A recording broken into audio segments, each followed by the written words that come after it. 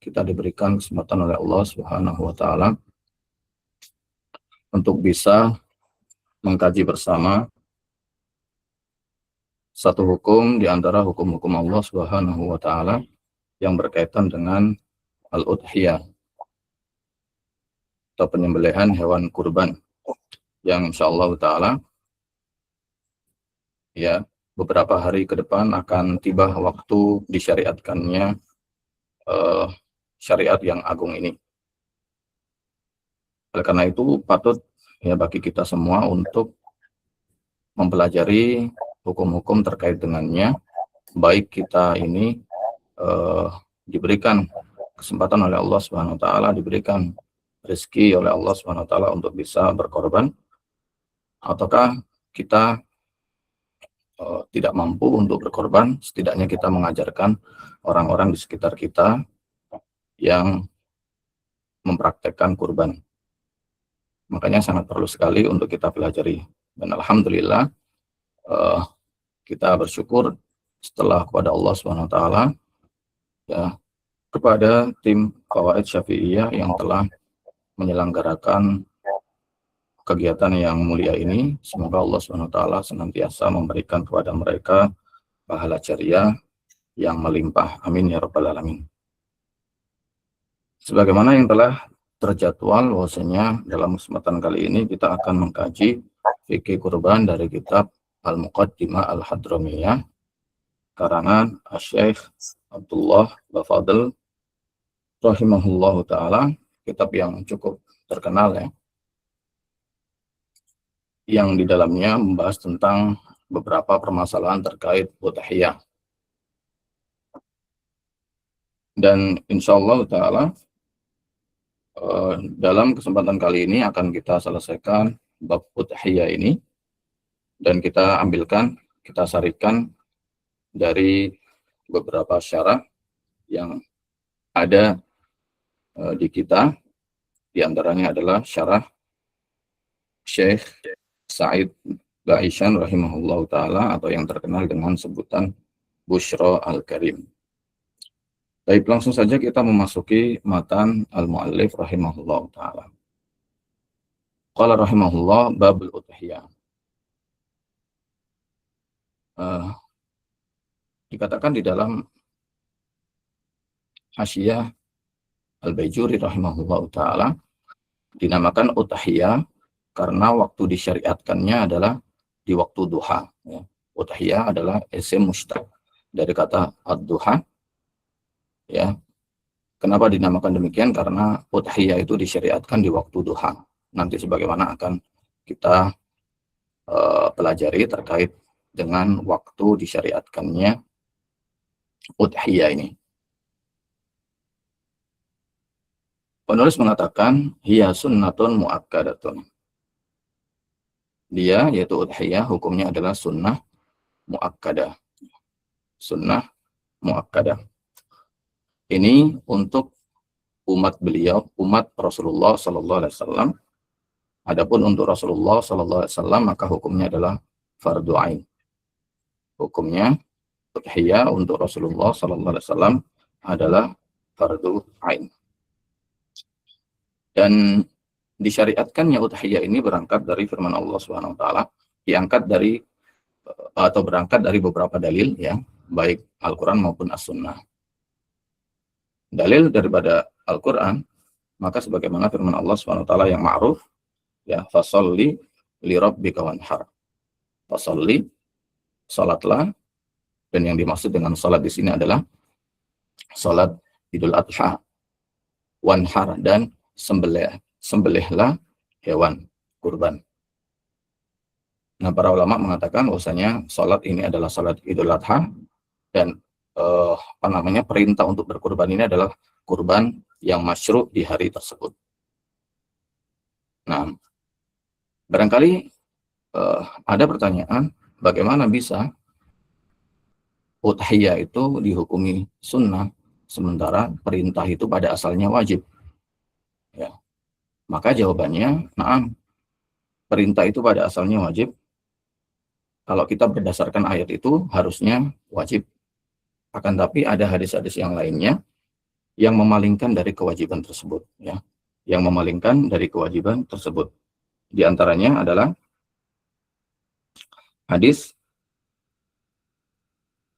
yang diriwayatkan oleh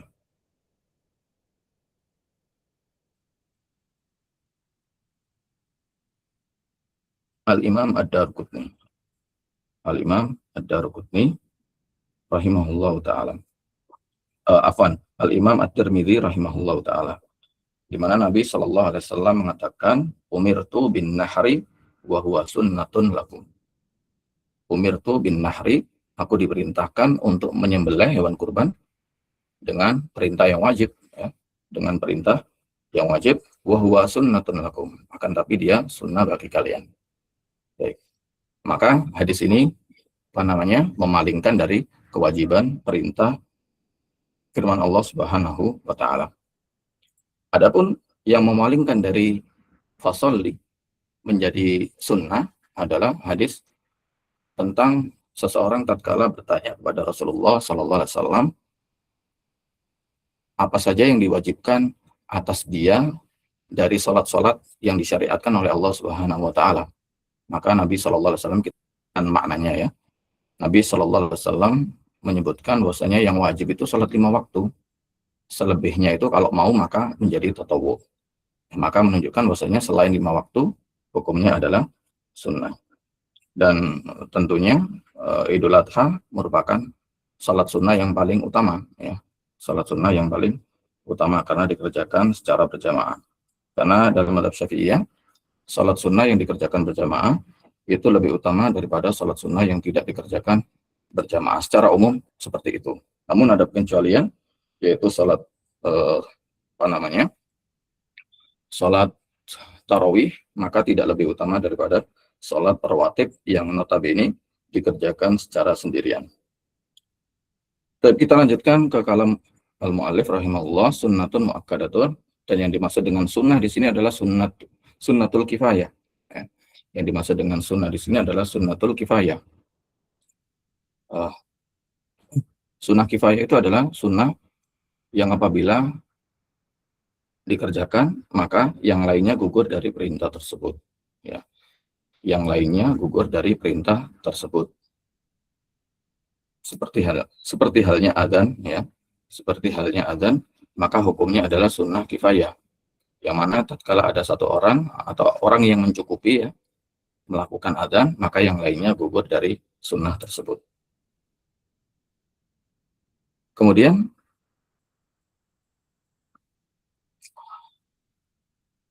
adapun sunnah ain, ya, sunnah ain, maka ini seperti fardu ain, fardu kifayah, ya, sebagaimana ma'ruf, fardu ain, fardu kifayah. Fardu ain itu ya setiap person, ya. Begitu pula sunnah kifayah, sunnah ain, maka setiap person, seperti puasa Senin Kemis, ya. Ini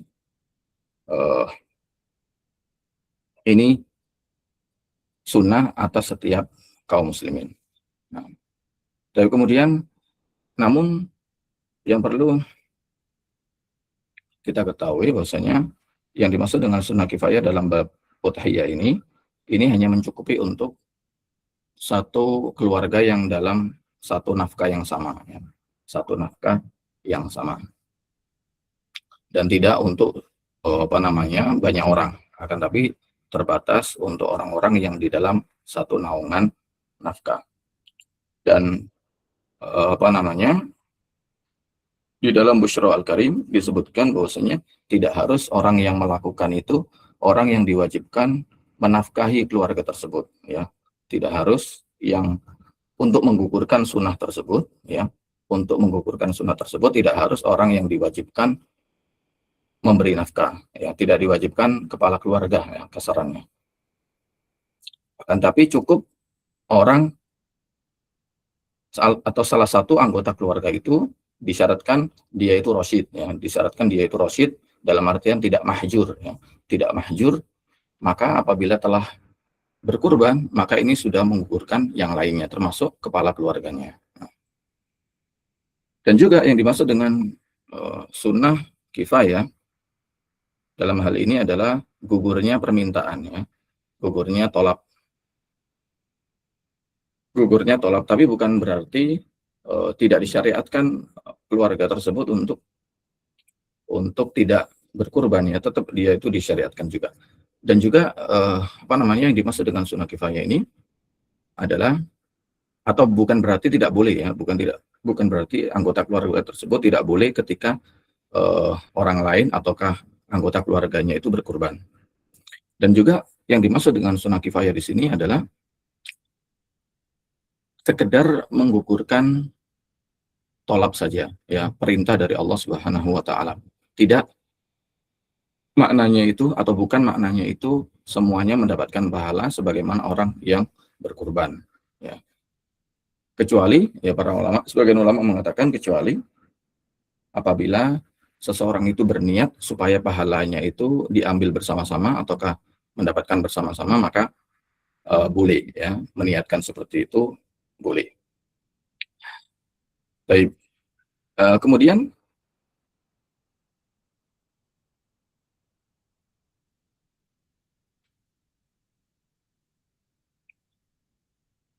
tadi ada tambahan, ya, terkait satu nafkah yang sama, yaitu manakah tidak harus satu rumah, ya, tidak harus satu rumah.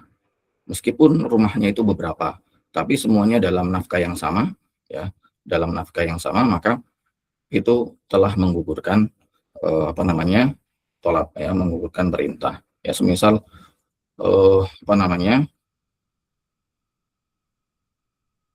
semisal rumah yang dia tinggali itu bersama istrinya, kemudian di rumah lain ada orang tuanya yang dia itu diwajibkan untuk memberikan nafkah kepada orang tuanya itu, ya, maka itu sudah menggugurkan juga permintaan atau tolak perintah dari orang tuanya tersebut, ya. Jadi nggak harus satu rumah, ya. Kemudian qala rahimahullah taala wala tajibu illa bin nadri, ya. Wala tajibu, jadi wala tajibu al udhiyah illa bin nadri. Udhiyah tidak akan menjadi wajib kecuali apabila dinadarkan, ya. Kecuali apabila dinadarkan. Atau wabiqaulihi hadhihi udhiyatun, atau dengan ungkapan hadhihi udhiyatun, ya, ketika seseorang mengatakan ini udhiyah, maka menjadi wajib, ya, maka menjadi wajib. Atau auja'al tuha udhiyatan, ya, auja'al tuha udhiyatan, aku menjadikan ini sebagai udhiyah. Namun, ya, sebagian ulama, ya, banyak, ya, mutaakhirin tidak sependapat dengan apa yang ditakrir oleh Syekh Abdullah ini, ya, penulis Al-Muqaddimah Al-Hadramiyah ini, yang mana penulis ini nanti banyak yang menyetujui, ya, mutaakhirin banyak yang menyetujui dan juga banyak pula yang tidak menyetujui. Yang menyetujui Ibnu Hajar, kemudian ulama-ulama yang lainnya. Adapun yang tidak menyetujui juga banyak, ya, di antaranya Az-Zayyadi, ya, Az-Zayyadi, sebagaimana di dalam Syarah Al-Muharrar, ya, sebagaimana dinukil oleh Al-Qurdi rahimahullahu taala. Ya, maksudnya tidak menyetujui kemutlakan tersebut, ya. Tidak menyetujui kemutlakan hadhihi udhiyah, kemudian otomatis langsung menjadi udhiyah yang wajib, ya, udhiyah yang wajib. Maka ini kata ulama yang mengatakan langsung menjadi udhiyah yang wajib ini tidak menerima takwil orang yang mengatakannya. Baik dia itu niatnya saya nggak bermaksud demikian, saya bermaksudnya itu sunnah, ya, maka tidak menerima takwilan tersebut, ya, tidak menerima takwilan tersebut. Bahkan sekalipun dia tidak tahu, orang-orang awam, maka langsung menjadi udhiyah yang wajibah, ya. Maka ini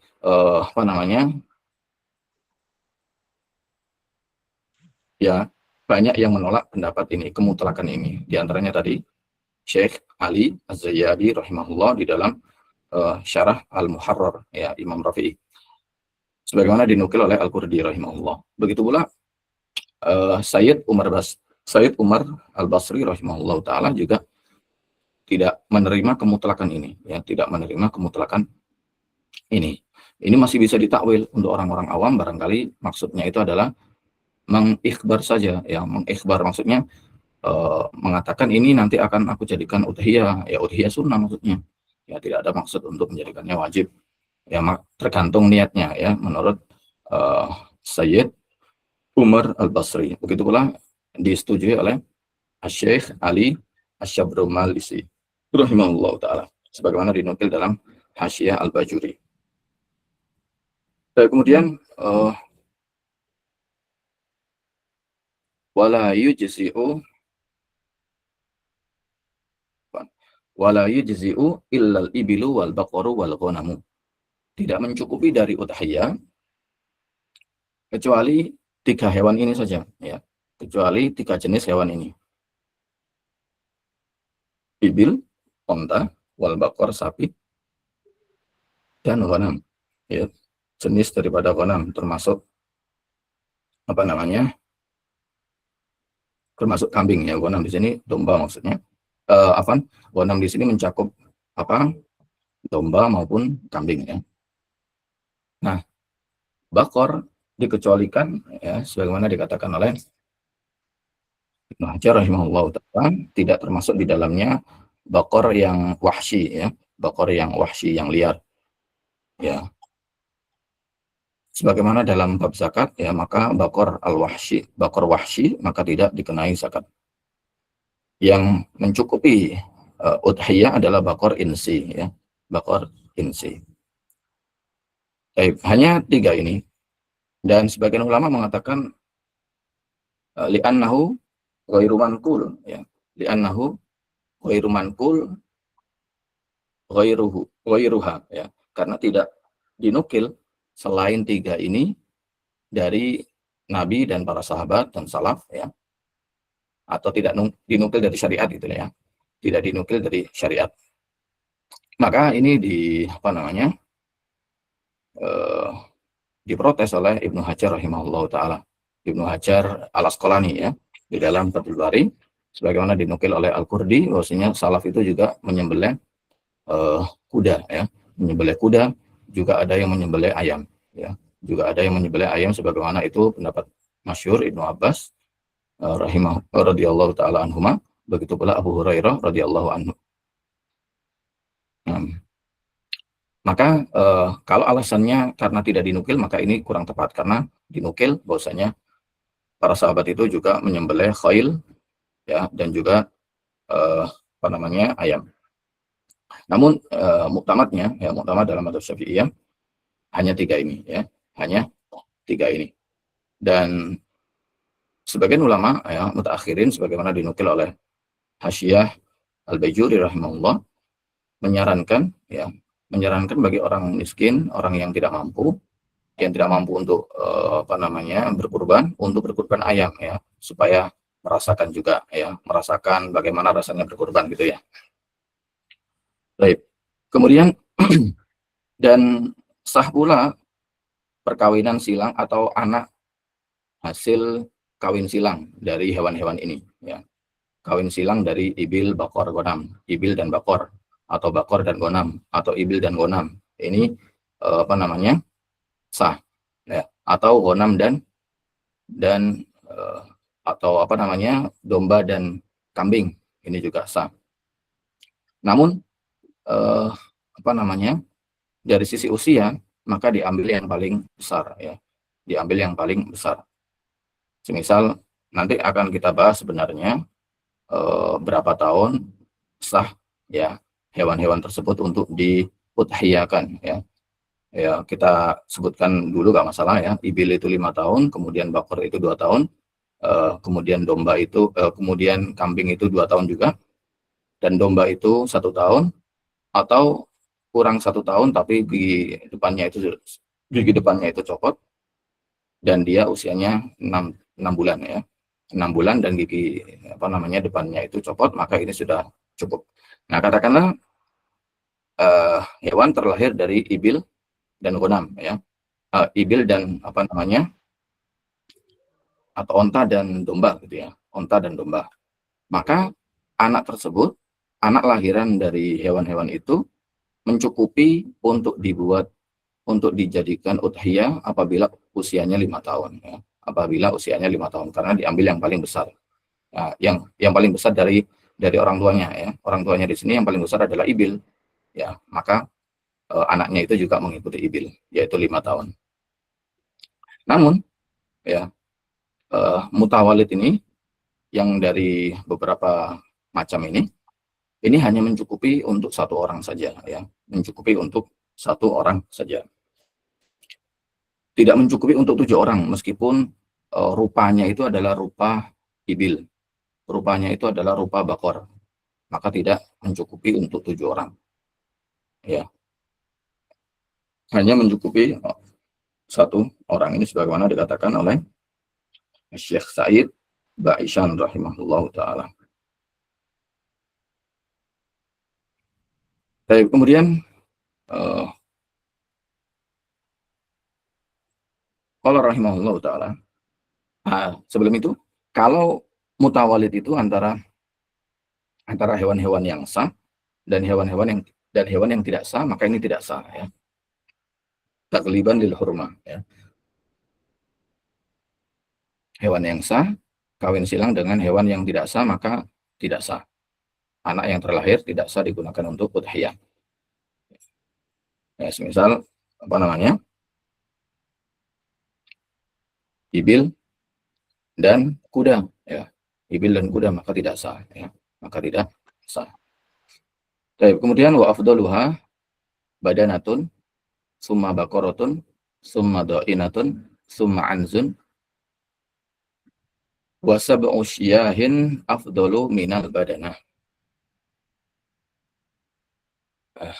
Yang paling utama, ya, yang paling utama di sini melihat yang paling banyak gitu, ya.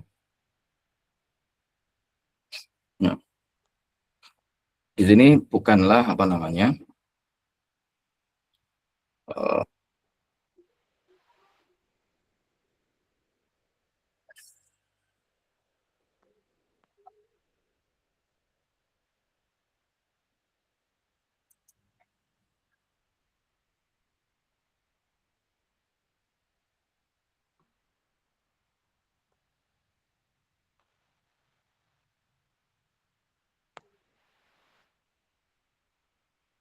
ada yang bertanya, ini dari Ustadz Ahnaf ini, insya Allah sahib kami ini, ya. Izin bertanya, bakor wahsi kalau dalam bahasa Indonesia apakah antelop sudah tepat? Wallahu alam, nanti barangkali kita diskusikan gitu. Mungkin apa namanya, ya mirip-mirip, ya, tapi ya butuh untuk ditahqiq apakah apa namanya sapi yang wahsi itu antelop. Ini juga terjadi diskusi, ya, di antara para ulama dan juga tulab terkait himar wahsi ini juga demikian. Apakah dia itu apa namanya zebra ataukah bukan, ya. Tapi masyayikh Syafi'iyah al-Mu'asirun itu memilih bahwasanya wahsi atau himar wahsi adalah zebra.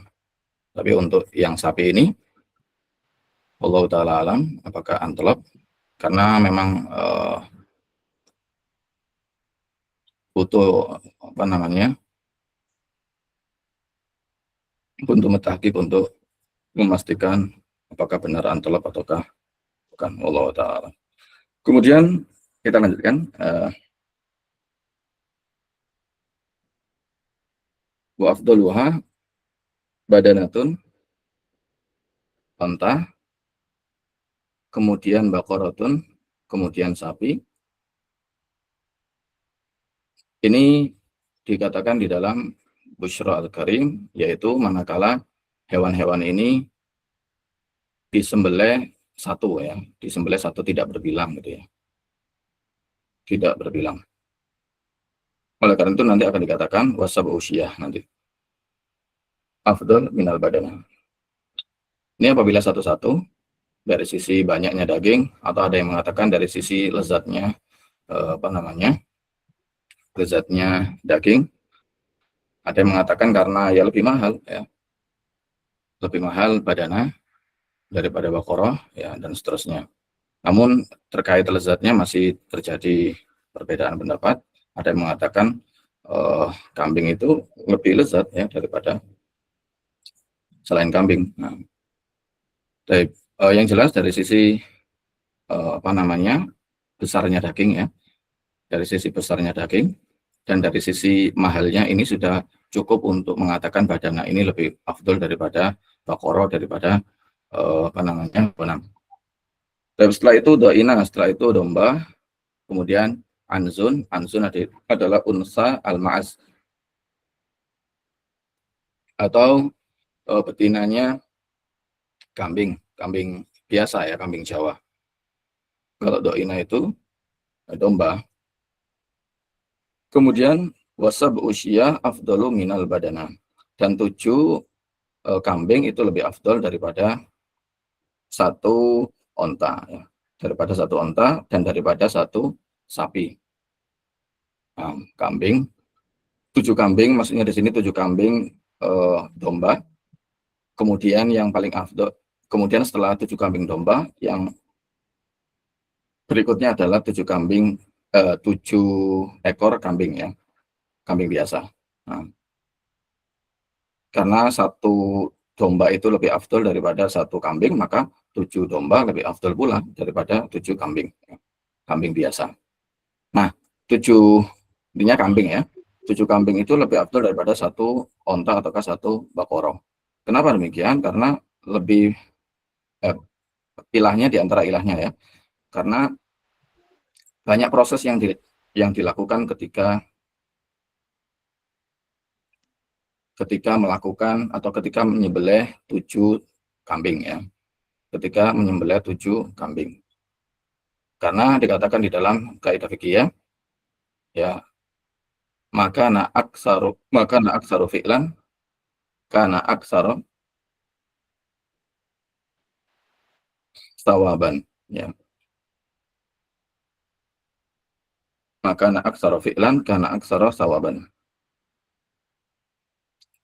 Baik. Yang paling banyak pekerjaannya maka lebih banyak pahalanya ya. Yang paling banyak pekerjaannya lebih banyak pahalanya, seperti sholat witir ya, 3 rakaat dengan 3 rakaat, yang satu 2 kali salam, yang satu sekali salam, maka yang lebih afdol adalah yang dilakukan 2 kali salam. Kenapa? Karena banyak melakukan kegiatan ya ketika itu. Takbiratul ihramnya 2 kali, kemudian salamnya juga 2 kali, dan lain-lainnya juga dilakukan berulang. Adapun apa namanya ketika dilakukan 1 kali, maka takbiratul ihramnya cuma 1 kali, kemudian salamnya juga 1 kali, ya maka tidak lebih afdol. Begitu pula dalam hal ini, ketika kita menggorok 7 kali, maka ini lebih bagus daripada menggorok 1 kali. Ya. Dan apa namanya ini sebagaimana kaidah yang telah kita sebutkan. Kemudian qala rahimahullahu taala wa afdaluha, setelah itu dari sisi warna ya, wa afdaluha al-bayda'u summa safra'u summa al-ghabra'u ya.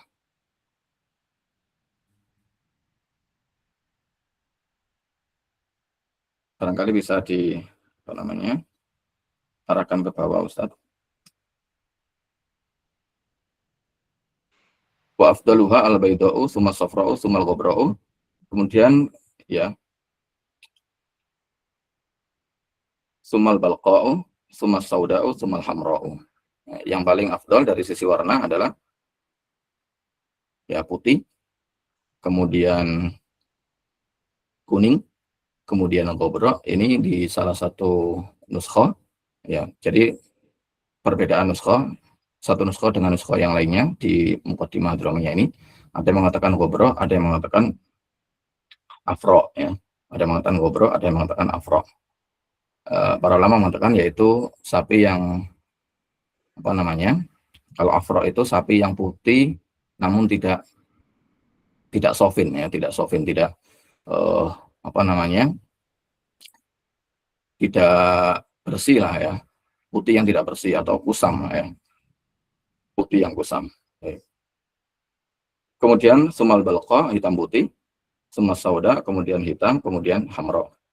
Nah, ini yang dipilih oleh Al-Muqaddimah Al-Hadramiyah. Namun para ulama mengatakan yang muktamad adalah mendahulukan merah daripada al-balqa.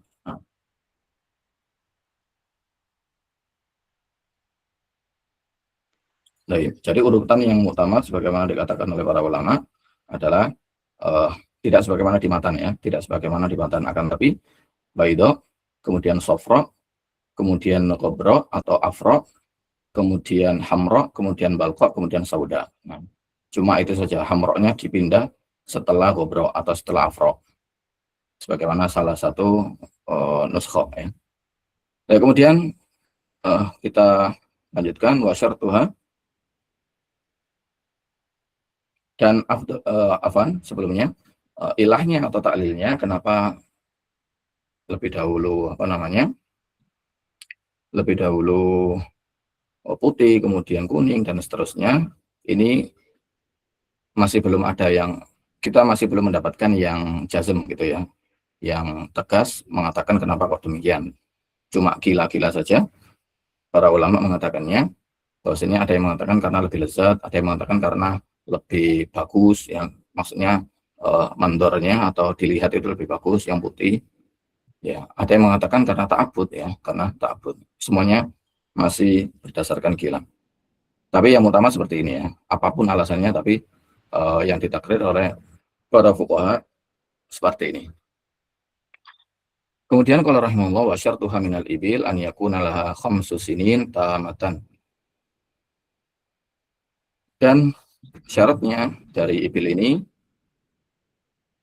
dia berusia 5 tahun ya, 5 tahun sempurna, genap 5 tahun komariah tentunya ya. Tentunya adalah hijriyah. Wa minal baqari wal ma'zi, yaitu 2 tahun tamata ini, 2 tahun sempurna, 2 tahun genap. Ya, bakor sapi di sini mencakup sapi biasa maupun kerbau ya. Kerbau ini sah ya, dan kerbau ini bukanlah sapi liar ya, bukanlah wahsi. Wahsi itu ya barangkali sebagaimana dikatakan oleh Ustaz Ahnaf adalah antelop ya, Allah alam, tapi butuh untuk ditahqiq.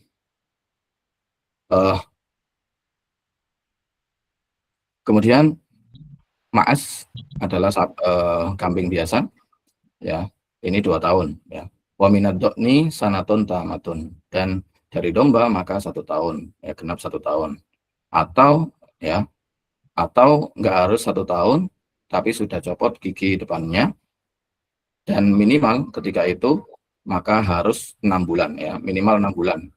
Kalau sebelum 6 bulan kemudian copot maka belum ya, harus 6 bulan dahulu kemudian copot maka baru boleh digunakan untuk udhiyah.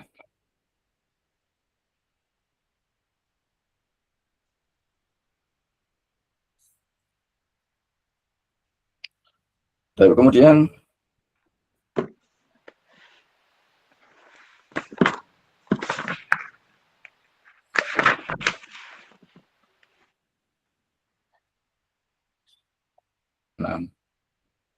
di sini ada pertanyaan, barangkali nanti akan kita jawab di akhir atau di sesi tanya jawab sebagaimana arahan dari panitia. Nah, kemudian qala rahimahullahu taala wa alla takuna jarba wa in qalla, dan hendaknya udhiyah itu tidaklah jarba, tidaklah hewan yang berpenyakit gatal, yang kudis ataukah bisul ya, pokoknya sesuatu yang gatal itu ya, dari penyakit yang gatal meskipun sedikit ya, maka ini tidak sah digunakan untuk berkorban. Wala syadidatal araj, dan tidak pula yang sangat pincang ya, yang sangat pincang.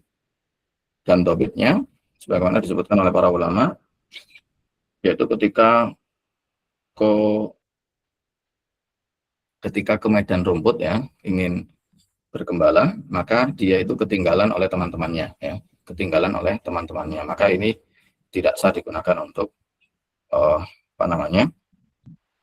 berkurban. Maka mafhum daripada ucapan beliau syadidatul araj, yaitu atau keluar dari syadidatul araj, yaitu ghairu syadidatul araj, yang tidak sampai syadid, ya, pincangnya nggak sampai parah, maka ini masih sah. Atau pincangnya sedikit, ya, pincangnya sedikit, maka ini masih sah. Tapi kemudian wala ajfa, ya.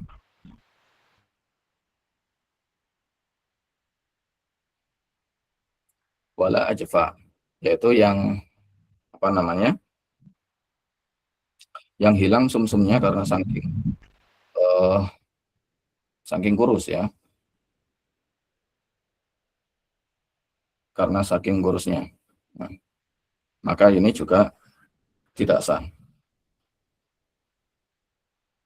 Kemudian wala majnuna, ya, wala majnuna, dan tidak pula apa namanya, hewan yang gila. Dikatakan oleh Al-Qurdi meskipun gemuk, ya, meskipun gemuk tapi dia gila, maka enggak sah. Wala amya, tidak pula yang buta dua-duanya, buta dua matanya, ya, buta dua matanya, karena ketika dia buta maka tidak akan ke medan rumput, ya, tidak akan ke medan rumput, atau tidak bisa leluasa untuk wala aura, dan tidak pula yang sebelah matanya buta, ya, sebelah matanya buta. Ini disebutkan oleh Al-Qurdi bahwasanya alasannya karena tidak indah, ya, karena alasannya tidak indah. Ini ada khilaf, ya, di antara para ulama, tapi yang utama seperti ini, ya. Ulama, maksudnya ulama luar mazhab juga, ya, khilaf Ali. Kalau amya itu ada yang mengatakan masih sah, ya, ada yang mengatakan sah. Namun dalam mazhab Syafi'iyah maka buta ini, kalau aura tidak, ulama tersebut, ya, mengatakan kalau aura itu tidak sah, tapi kalau buta itu sah malahan, ya, sah malahan. Tapi dalam mazhab Syafi'iyah justru amya itu lebih parah daripada aura, ya. Justru lebih utama untuk dihukumi tidak sah daripada aura. Kemudian wala maridotan, tidak pula marido, yang sakit maka juga tidak sah untuk apa namanya, kurbankan, yaitu marodon yufsidu lahma, yaitu sakit yang merusak dagingnya, ya, yang merusak dagingnya. Kemudian para ulama mengatakan bahwasanya penyakit-penyakit yang kita sebutkan tadi, yang disebutkan oleh Al-Matin rahimahullah taala, ini tidak membahayakan apabila sedikit, ya, kecuali yang jarba tadi, kecuali yang apa namanya, yang gatal-gatal tadi. Kalau dia sedikit maka sudah membahayakan. Tapi kalau yang lainnya meskipun sedikit maka tidak membahayakan. Butanya sedikit, kemudian apa namanya, sakitnya sedikit, gilanya sedikit, ya, dan penyakit-penyakit yang lainnya tadi kalau sedikit maka tidak membahayakan. Dalam artian boleh digunakan untuk, atau sah digunakan untuk berkurban. Kemudian wa alla yabina syai'un min uduniha, wa alla yabina, yakni wa alla yanfasila syai'un min uduniha, dan apa namanya, hendaklah hewan itu tidaklah terpisah, ya, sesuatu dari telinganya, sesuatu dari telinganya, meskipun sedikit, ya, meskipun sedikit. Wa in qalla,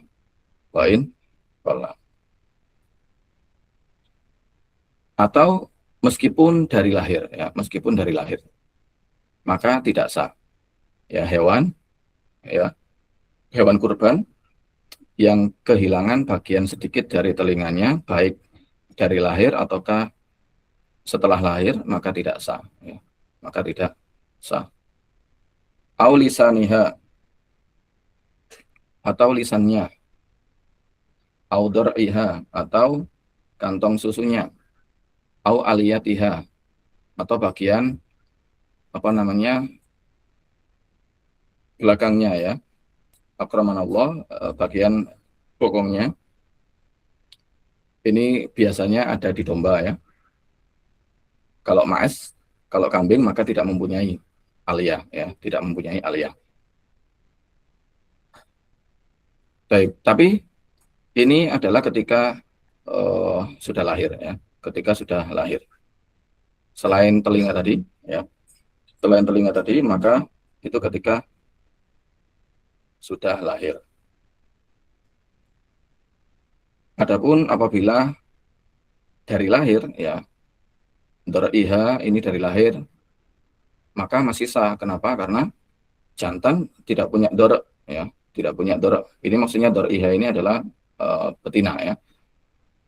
Adapun yang ketika betina yang lahir tanpa dor, ya, tanpa dor, maka sah. Kenapa? Karena jantan saja tanpa dor sah, apalagi betina kalau dari lahir, ya.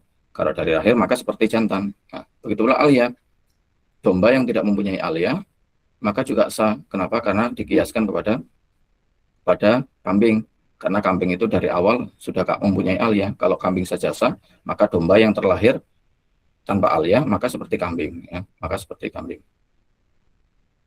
Dan kemudian wala syai'un dhahirun min fakhidhiha. Dan tidak pula sesuatu yang nampak dari anggota tubuh yang besar, ya. Di sini dicontohkan seperti paha, ya. Dan sesuatu yang dohir ini yaitu ketika dari kejauhan maka kelihatan, ya. Dari kejauhan maka kelihatan. Nah, sebagaimana dijelaskan oleh para ulama. Baik. Kemudian qala rahimahullahu taala wa alla tadhhab jami'u asnaniha wa alla tadhhaba jami'u asnaniha. Dan hendaknya hewan tersebut juga tidak hilang semua giginya, ya, semua giginya. Ini diberi, ini apa namanya, dikatakan oleh para ulama, yaitu apabila hilangnya semua gigi ini setelah lahir, ya, setelah lahir. Adapun kalau dilahirkan sudah tidak mempunyai gigi maka ini masih sah, ya, maka ini masih sah.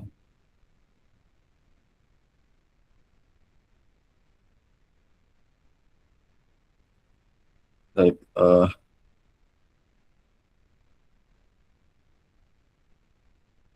nah, sebagaimana ini dikatakan oleh Ibnu Qasim rahimahullah taala. Ya, kalau dari lahir gigi semuanya itu hilang maka masih sah, tapi kalau setelah lahir, ya, yang awalnya ada giginya kemudian hilang maka ini tidaklah sah. Kemudian qala rahimahullah taala wa an yanwiyat tadhiyata biha indad dabhi au qablahu. Dan hendaklah seseorang itu mudhahi, ya, itu berniat tadhiyah, ya, ketika menyembelih, ya, ketika menyembelih. Ya, karena tadhiyah ini ibadah, ya. Karena tadhiyah ini adalah ibadah. Kemudian supaya berbeda dengan sembelihan ghairu ibadah, ya, ghairu ibadah, maka ya harus diniatkan, ya, sebagaimana kaidah umum, ya, innamal a'malu binniyat, ya, sesungguhnya amalan itu tergantung niatnya. Kalau dia niatnya udhiyah maka ya udhiyah, kalau niatnya itu bukan untuk udhiyah maka apa namanya, tidak jadi udhiyah, ya, tidak menjadi udhiyah.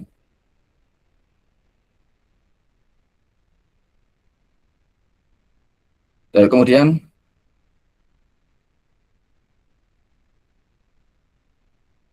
sekarang membahas tentang waktu udhiyah, membahas tentang waktu al-udhiyah. Waktu tadhiyati ba'da tulu'i syamsi yauman nahri wa mudi qadri rak'ataini wa khutbataini khafifat.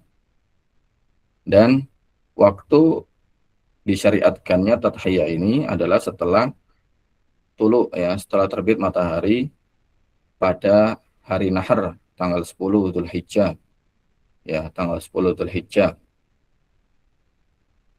hari Id.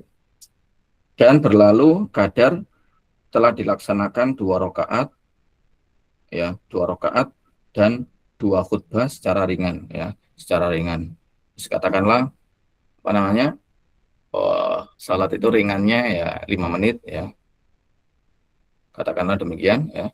Kemudian khutbah itu ringannya juga demikian ya 5 menit. Maka setelah berlalu 10 menit dari waktu terbit, ini sudah masuk waktu tathiyah.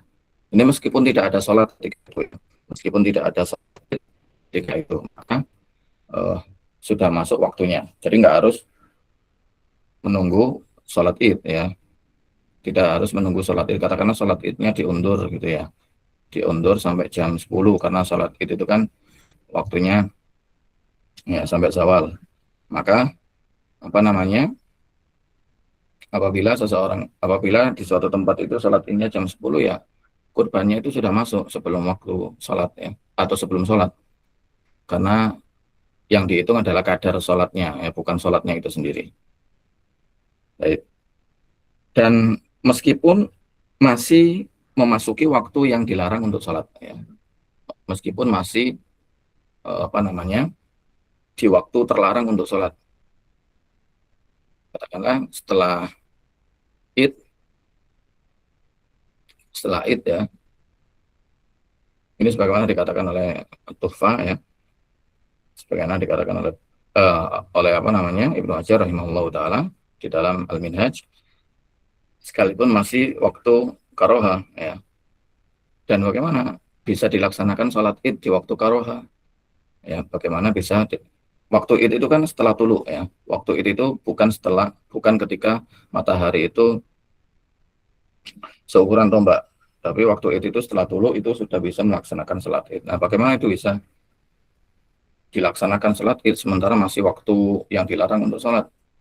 Maka jawabannya, sholat id tidak termasuk sholat yang terlarang ya, atau tidak termasuk sholat yang terlarang untuk dikerjakan di waktu-waktu yang terlarang, karena tidak semua sholat sunnah itu terlarang untuk dikerjakan di waktu-waktu tersebut ya, karena sholat id itu zatu waktin, sholat yang punya waktu, maka ini tidak termasuk sholat yang dilarang ya, tidak termasuk sholat yang dilarang. Baik.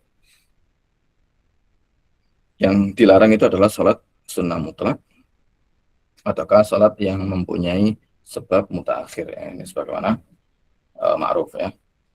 Dan kemudian wa yamtaddu ila akhir ayyam tasyrik, dan memanjang sampai akhir hari tasyrik, yaitu sampai apa namanya, tenggelam matahari ya, sampai tenggelam matahari, sampai maghrib. Ya, ini berbeda dengan takbir ya. Kalau takbir itu kan takbir muqayyad ya. Takbir muqayyad itu kan sampai asar. Menurut pendapat yang mengatakan sampai asar ya. Karena ada perbedaan pendapat, ada yang sampai asar, ada yang sampai maghrib. Katakanlah apa namanya sampai asar ya. Maka ini tidak disamakan dengan takbir ya. Tidak disamakan dengan takbir. Jadi dia waktunya sampai apa namanya? Sampai maghrib. Katakan meskipun waktu disyariatkan takbir muqayyad ini sudah selesai, tapi waktu untuk udhiyah ini belum selesai. Sampai maghrib tanggal 13 Dzulhijjah, akhir daripada hari tasyrik. Ini waktunya ya. Waktunya jadi mulai apa namanya? Mulai 10 Dzulhijjah tadi ya. 10 Dzulhijjah di pagi hari tadi sampai maghrib tanggal 13, dan semua waktu ini ya, baik pagi, siang maupun malam ya, ini sah untuk digunakan berkurban ya, sah digunakan berkurban. Namun para ulama mengatakan bahwasanya berkurban di malam hari itu hukumnya makruh. Tapi meskipun makruh sah ya, makruh, namun meski demikian sah. Kemudian wajibu at-tasadduqu bi syai'in min lahmiha nayyan. Nah, dan ini membahas tentang apa namanya, distribusi ya, atau tasarruf daging setelah disembelih. Maka wajib untuk disedekahkan ya, disedekahkan sedikit dari dagingnya dalam kondisi naik, ya, dalam kondisi naik. Nah, dan sedekah itu untuk fakir miskin. Ya. Sedekah ini untuk fakir miskin.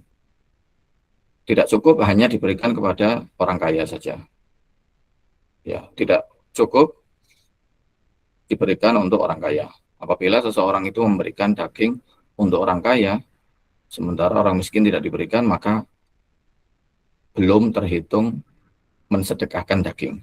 Ya, belum terhitung mensedekahkan daging. Bukan berarti memberikan daging kepada orang kaya ini dilarang.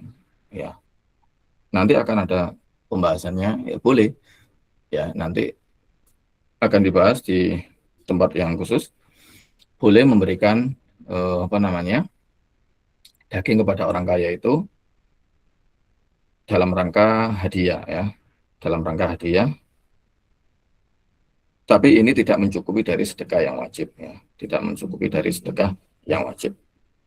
Bisyai'in, ya, dengan sesuatu yang sedikit, ya.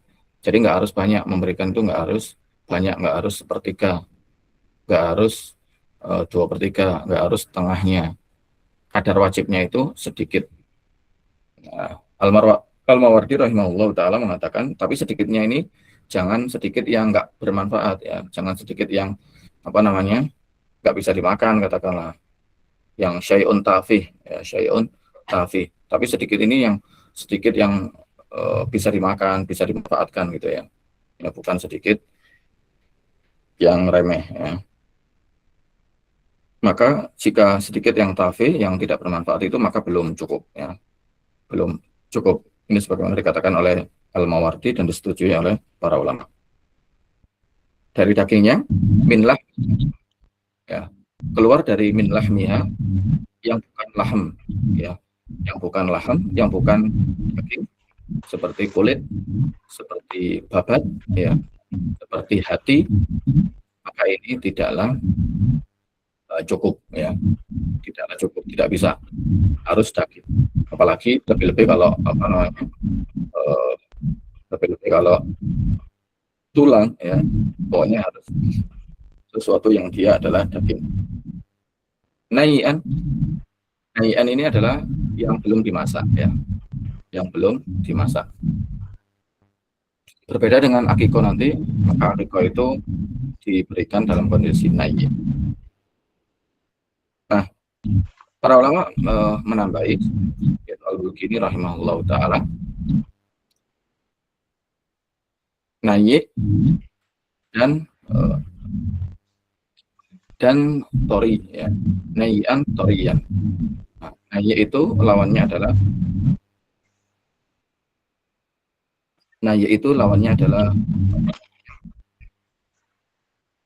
boleh bisa dimatikan mikrofonnya. Syukran. Nai' itu lawannya matbuh, ya. Nai' itu lawannya matbuh. Kemudian qadid, tori lawannya adalah qadid, ya. Tori lawannya adalah qadid. Jadi qadid, maksud daripada qadid itu adalah daging diawetkan, ya.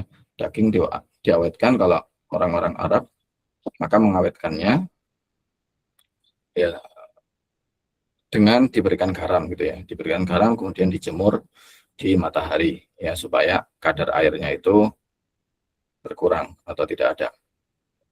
Ya. Maka ini belum cukup. Apabila diberikan dalam kondisi demikian, maka ini belum cukup. Ini disetujui oleh para ulama setelah Al-Bulkini rahimahullah ta'ala. Nah, jadi syaratnya harus tori, ya, harus harus masih segar dan belum dimasak. Nah, dan belum diawetkan. Tapi kemudian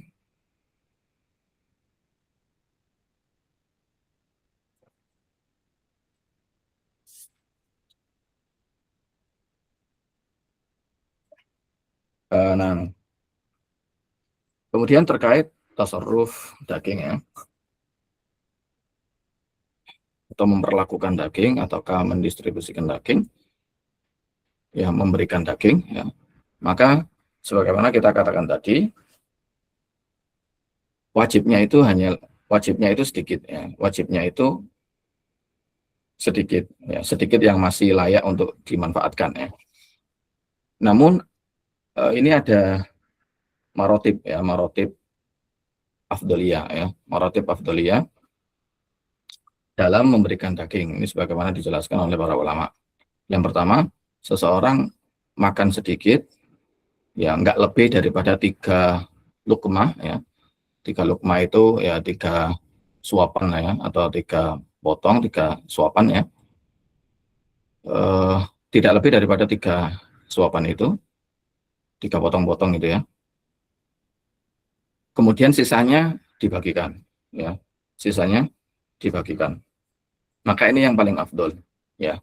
Paling afdol. Sebenarnya dia makan 3 suapan itu hanya dalam rangka mencari berkah saja, bukan untuk makan hakiki, ya, makan sebenarnya. Tapi makan 3 lukma itu ya karena namanya 3 lukma itu untuk apa, ya, kalau kita atau uruf kita itu ya belum cukup untuk dibuat lauk makan gitu, ya. Karena memang tujuannya bukan untuk makan, tujuannya untuk berkahnya, ya, berkahnya. Jadi ini yang pertama, martabah yang pertama, ya, martabah yang pertama yaitu makan sedikit kemudian dibagikan sisanya. Kemudian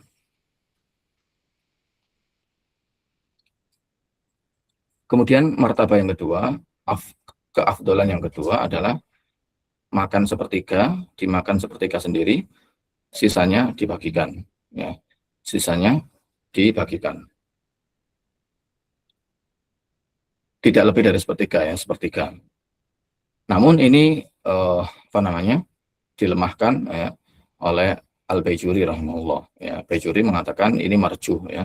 Ini pendapat yang tidak muktamad. Namun Ibnu Hajar dan ulama-ulama yang lainnya muktamad, ya, muktamad. Kemudian yang ketiga yaitu sepertiga dimakan sendiri, sepertiga disedekahkan kepada, tadi maksudnya yang martabak kedua tadi, ya, urutan kedua tadi, sepertiga dimakan sendiri, kemudian 2/3-nya itu untuk orang miskin, ya, untuk orang miskin. Nah, sekarang yang ketiga ini adalah dimakan sepertiga, kemudian diberikan orang miskin sepertiga, dan diberikan orang kaya sepertiga, ya, diberikan orang kaya sepertiga. Diberikan orang miskin sepertiga ini sebagai, ya, sedekah wajibnya itu, ya, sebagai sedekah, ya, sebagai sedekah, atau dalam artian ya memberikan kepemilikan kepada kepada orang miskin tersebut, sehingga orang miskin itu bebas mau diapakan, ya, mau dijual, mau dibagikan, mau dimakan sendiri, terserah, karena itu sudah menjadi hak milik dia. Kecuali tidak boleh bagi orang miskin itu memberikan kepada orang kafir, ya. Tidak boleh orang miskin yang diberikan diberikan daging tadi untuk memberikannya atau untuk menjualnya kepada orang kafir. Ini pengecualian, ya. Selebihnya maka boleh, ya. Kemudian sepertiga yang lainnya diberikan kepada orang kaya, ya, dengan maksud hadiah, ya, dengan maksud hadiah, ya. Ketika orang kaya itu menerima, ya, ketika orang kaya itu menerima, maka tidak boleh dijual, tidak boleh dihibahkan, ya. Tidak boleh dijual dan tidak boleh dihibahkan. Karena sifatnya, karena orang kaya itu diposisikan seperti orang yang berkurban, ya. Diposisikan seperti orang yang berkurban, sehingga ya orang berkurban itu hanya boleh mensedekahkan kepada fakir atau dimakan sendiri, ya, tidak boleh dijual, ya, tidak boleh dijual. Nah, lebih-lebih kalau diberikan kepada orang kafir juga tidak boleh juga, sama seperti orang miskin tadi, ya. Maka orang kaya juga demikian, ya. Orang kaya ini sifatnya memberikan makan, diberikan makan, ya, oleh mudhahinya, oleh orang yang berkurban, sehingga tidak boleh sembarangan dia setelah itu ya memperlakukan dagingnya, ya, tidak boleh dijual. Baik. Kemudian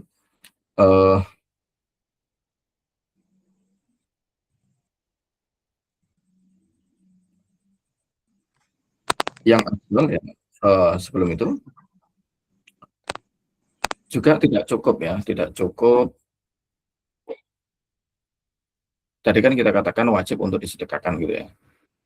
Wajib untuk disedekahkan kadar yang telah kita bahas tadi. Tidak cukup apabila dagingnya itu dimusnahkan ya, dibuang ataukah. Jadi bukannya disedekahkan tapi dibuang malahan. Maka ini tidak cukup. Ya, maka ini tidaklah cukup. Dan apa namanya? Apabila orang yang berkorban itu merusak ataukah menghilangkan semua dagingnya, maka wajib untuk mengganti ya.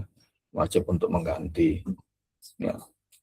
Wajib untuk mengganti yaitu dia beli lagi, beli daging ya, beli daging kemudian apa namanya? Dia sedekahkan kepada fakir miskin ya, kepada fakir miskin. Dan bersedekah kepada fakir miskin ini nggak harus 3 orang, nggak harus berapa orang gitu ya. Satu pun sudah cukup ya. Satu pun sudah cukup. Ini tidak sebagaimana zakat ya. Zakat itu ada ketentuannya, harus istiab, harus atau minimal 3 gitu ya. Tapi kalau dalam bab udhiyah ini maka 1 sudah cukup. Nah kemudian tadi kita singgung juga makan ya, makan apa namanya?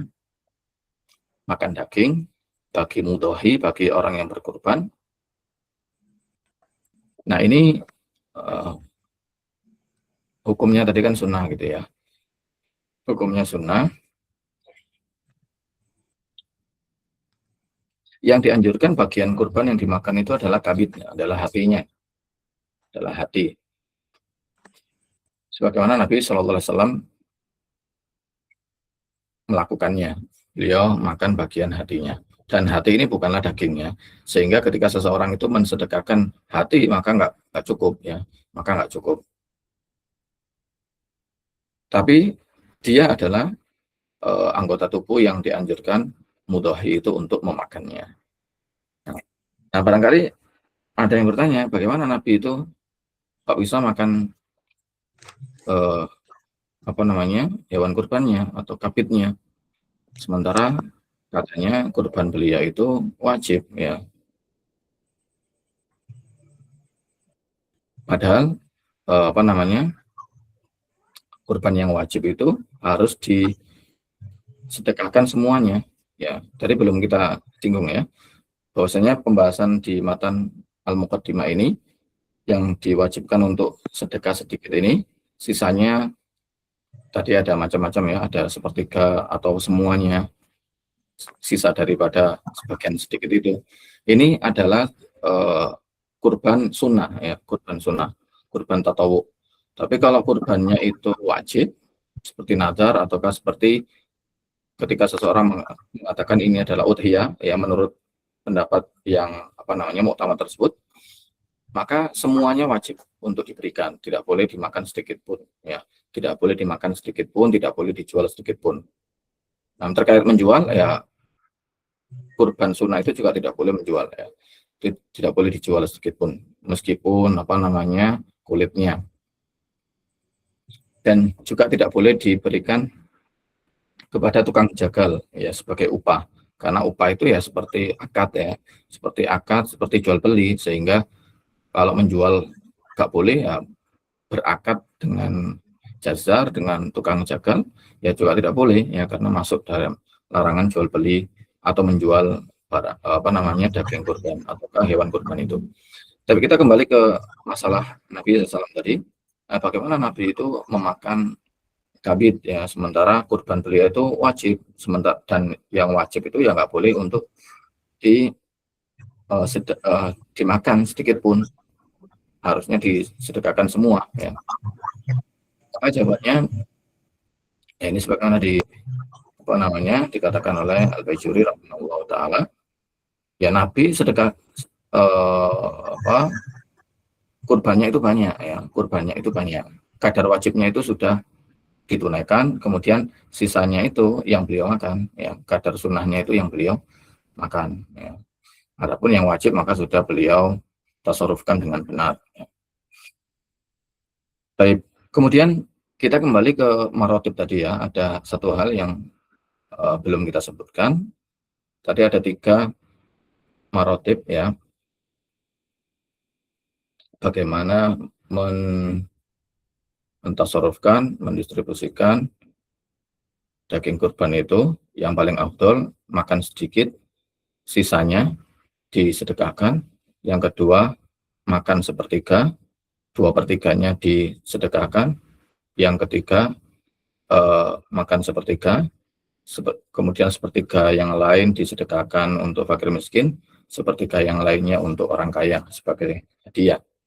Nah, para ulama mengatakan, Ibnu Hajar mengatakan, rahimahullah ta'ala, yang pertama itu dia mendapatkan pahala berkurban full dan bersedekah full, ya. Meskipun dia itu makan sedikit, tapi dia mendapatkan pahala berkurban full sama membagikan daging full, ya. Jadi dia makan sedikit tadi tidak dianggap, seolah-olah dia tidak makan apa-apa, seolah-olah disedekahkan semuanya, ya. Seolah-olah disedekahkan semuanya. Baik. Kemudian ini ya, mendapatkan pahala yang full, ya, pahala yang full. Yang kedua, urutan kedua tadi, makan sepertiga, 2/3-nya disedekahkan. Ini mendapatkan pahala berkurban full, namun bersedekah tidak full, ya, bersedekah tidak full karena hanya sebagian saja yang dibagikan. Nah, begitu pula yang ketiga, ya, yang dibagi 3 tadi, sepertiga dimakan sendiri, sepertiga untuk orang miskin, sepertiga untuk orang kaya. Maka ini mendapatkan pahala berkurban full dan bersedekah tidak full. Ya, jadi 3 marotib tadi, yang satu itu full ya, baik berkurbannya maupun membaginya. Yang nomor 2 sama 3 ini hanya yang full itu berkurbannya, namun membaginya tidak full, ya, pahalanya. Pahala sebagian. Baik.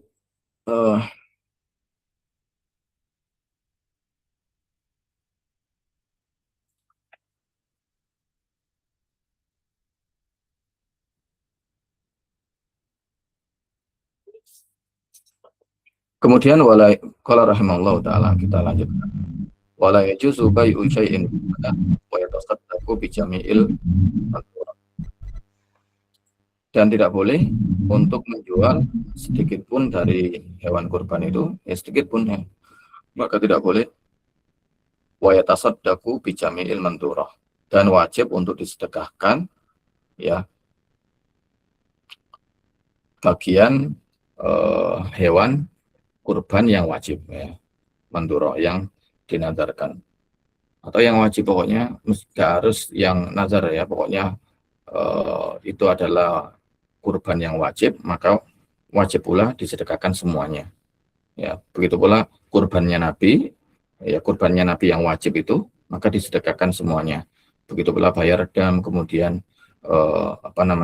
nazar, kemudian atau yang seperti nazar ketika mengatakan hadi udhiyah sebagaimana pendapat muktamad, maka ini wajib untuk disedekahkan semuanya, tidak boleh dimakan oleh mudhahi dan tidak boleh pula untuk dijual dan semisalnya. Kalau dijual tadi, sebagaimana telah kita katakan, ini bukan khusus untuk kurban wajib saja, kurban sunnah ini juga dilarang untuk menjual, dan dilarang pula diberikan kepada tukang jagal sebagai upah, ya. Kalau mau mengupah, ya,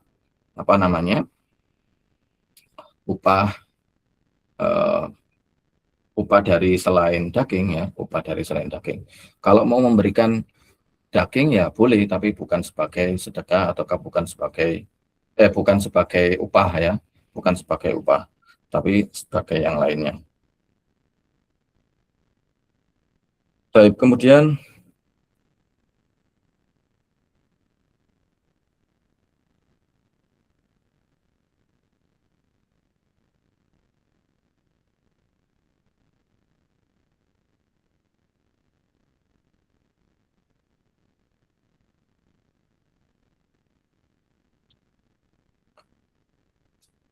qala rahimahullahu taala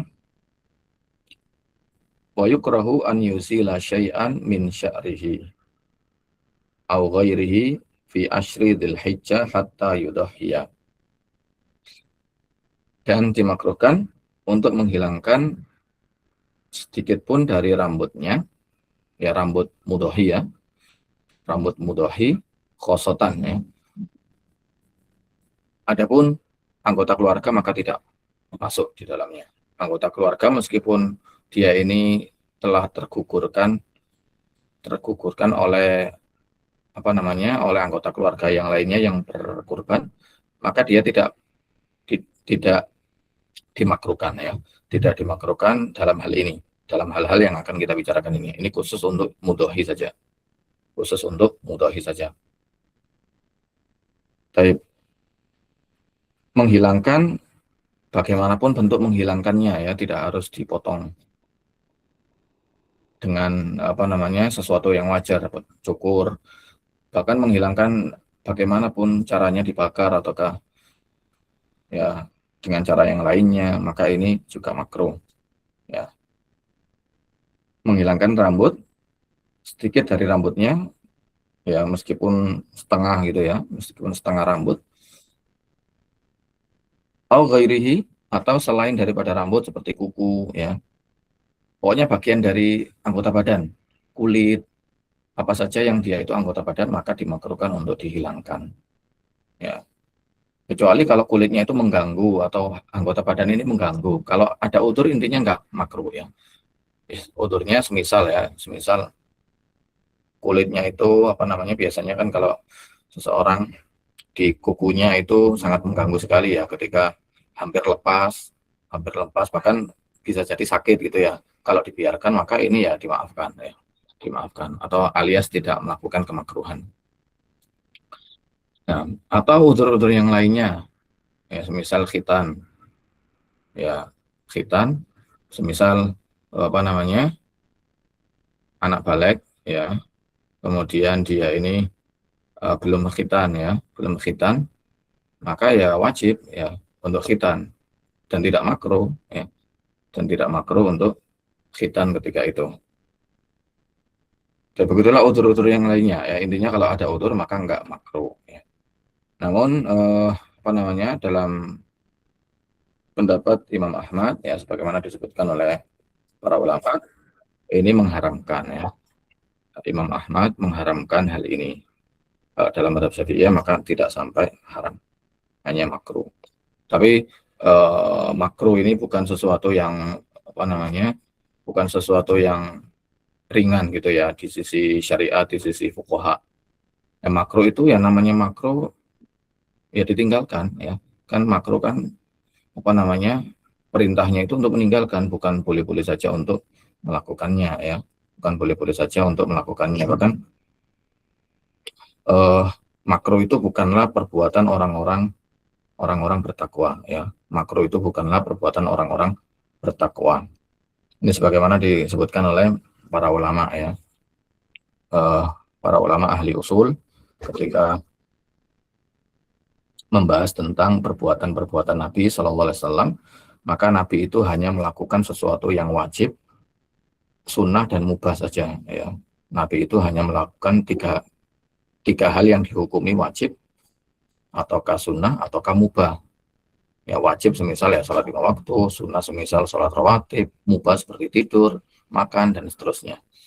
Adapun haram, Nabi maksum, jelas tidak melakukan. Dan makruh, Nabi juga tidak melakukan. Ya, Nabi juga tidak melakukan, termasuk khilaful aula, Nabi juga tidak melakukan. Nah, uniknya para ulama ini mengatakan, ya, sebentar ya, kita.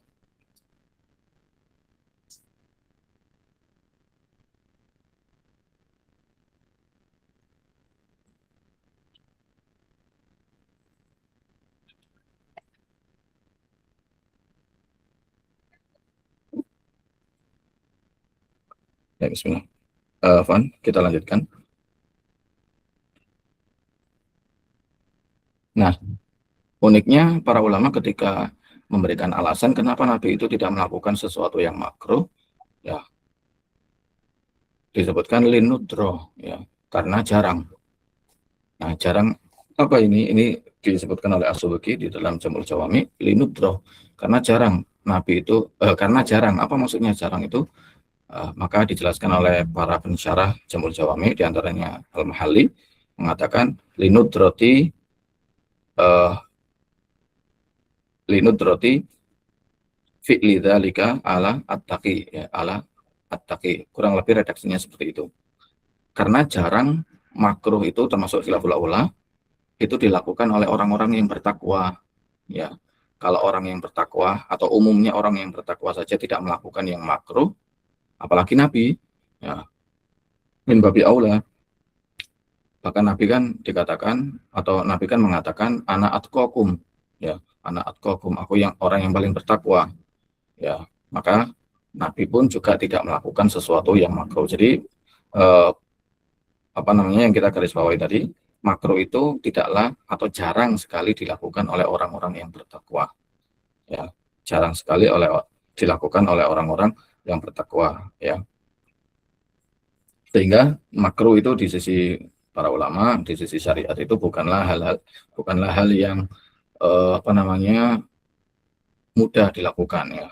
Tidak, itu termasuk sifat orang yang bertakwa meninggalkan sesuatu yang makruh. Baik. Kemudian bahkan apa namanya, ini afwan ya, agak keluar tema sedikit, tapi ini agak penting ya. Para ulama mengatakan bahwasanya orang yang banyak meninggalkan makruh itu bisa terjatuh ke dalam kefasikan, ya, kefasikan sehingga persaksiannya tertolak, ya. Ya, bahkan orang yang meninggalkan sunnah muakkadah ini kan hukumnya makruh, ya, hukumnya makruh. Sunnah muakkadah apabila ditinggalkan ini makruh. Nah, orang yang banyak meninggalkan sunnah, apa namanya, hal-hal yang sunnah yang ditekankan, maka ini bisa makruh, ini sebagaimana, atau bisa fasik, ya, persaksiannya ditolak, sebagaimana dikatakan oleh para ulama. Imam Rafi'i diantaranya beliau mengatakan kalau seseorang itu sering meninggalkan doa sujud, ya, atau terus-terusan sering-seringan meninggalkan doa-doa sujud, ya, sering tidak membacanya meskipun ini sunnah, tapi sunnahnya ini ditekankan, ya, sunnahnya ini ditekankan meskipun bukan ba'diyah, ya, meskipun bukan ba'diyah tapi dia ditekankan, karena sunnah hay'a itu bukan berarti dia tidak ditekankan, ya, ditekankan. Makanya kalau sering-sering apa namanya ditinggalkan, maka ini kata Imam Rafi'i dan para ulama ini bisa ditolak persaksiannya. Tapi oleh karena itu mesti hati-hati, ya, seorang thalib, seorang pelajar, seorang muslim yang bertakwa, maka hati-hati terhadap perkara yang makruh. Tapi kapan ini kemakruhan ini berlaku? Yaitu fi asyri dzulhijjah hatta yudhhiya. Ya, semenjak 10 awal bulan Dzulhijjah, ya. 10 awal bulan Dzulhijjah, dan ini sudah masuk, ya, insyaallah taala. Kalau kita apa namanya merujuk ke kalender bahwasanya apa namanya Idul Adha itu adalah 27 Mei, ya. Harusnya 18 Mei itu sudah 1 Dzulhijjah, ya, 1 Dzulhijjah, dan sekarang sudah malam 18 Mei, ya. Besok itu sekarang ini sudah tanggal 1, ya. Malam ini kan Komariah, ya, sudah masuk Dzulhijjah. Ya, maka ini sudah mulai masuk larangan ini, ya, larangan untuk atau kemakruhan untuk menghilangkan hal-hal yang ada di dalam badan orang yang ingin menyembelih. Nah, hikmahnya apa?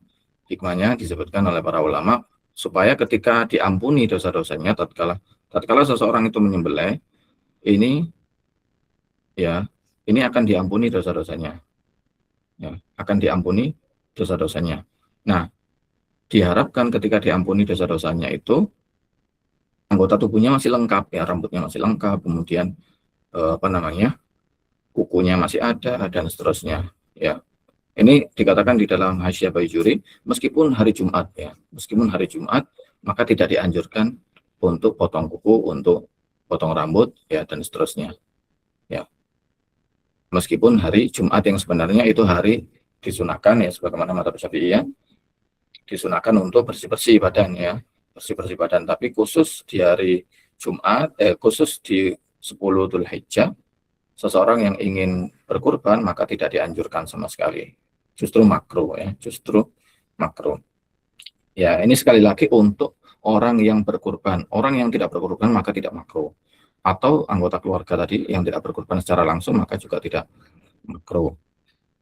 Nah, sampai kapan kemakruhan ini? Hatta yudhhiya, hingga hewannya itu disembelih ya. Hingga hewannya itu disembelih. Nah, kalau menyembelihnya itu tanggal 13, ya berarti ya sampai tanggal 13 itu kemakruhannya masih berlanjut ya. Kemakruhannya masih berlaku. Kalau tanggal 10 sudah sudah menyembelih ya sudah hilang kemakruhannya. Setelah itu boleh atau tidak makruh lagi seseorang untuk hilangkan anggota badannya itu. Kemudian kalau katakanlah seseorang sudah berniat itu ya, berniat berkurban, kemudian kok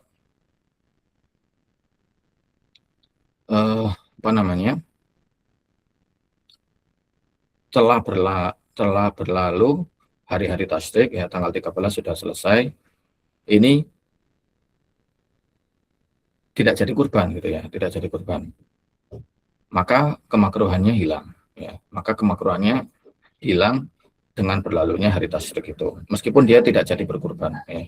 Kenapa? Karena memang tidak ada kodok ya, tidak ada kodok untuk kurban sunnah ini ya. Untuk kurban sunnah ini apabila hari tasyrik sudah berlalu maka tidak disyariatkan mengkodoknya ya, tidak disyariatkan untuk mengkodoknya, kecuali kalau nazar ya, kecuali kalau nazar, dia bernazar untuk menyembelih ya, menyembelih hewan kurban ya, berarti maksudnya ya di hari-hari disyariatkannya menyembelih hewan kurban itu tanggal 10 sampai 13 Dzulhijjah itu ya, maka ketika berlalu hari tasyrik maka dia diwajibkan untuk mengkodok ya, diwajibkan untuk mengkodok. Dan apabila tanpa udzur maka faur ya, maka segera untuk mengkodok. Tapi apabila ada udzur maka boleh tidak faur ya, tidak langsung, nah, tidak bersegera, nah, kalau memang ada udzur.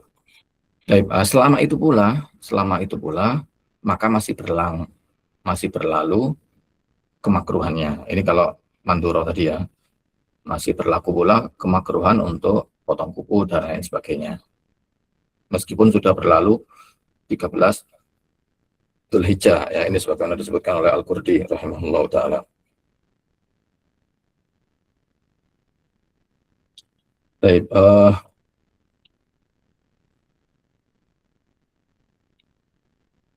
nah, ada permasalahan tadi ya, yang ini sudah selesai ya, matanya sudah selesai. Tapi di sini tadi ada permasalahan yang terluput ya untuk dibicarakan.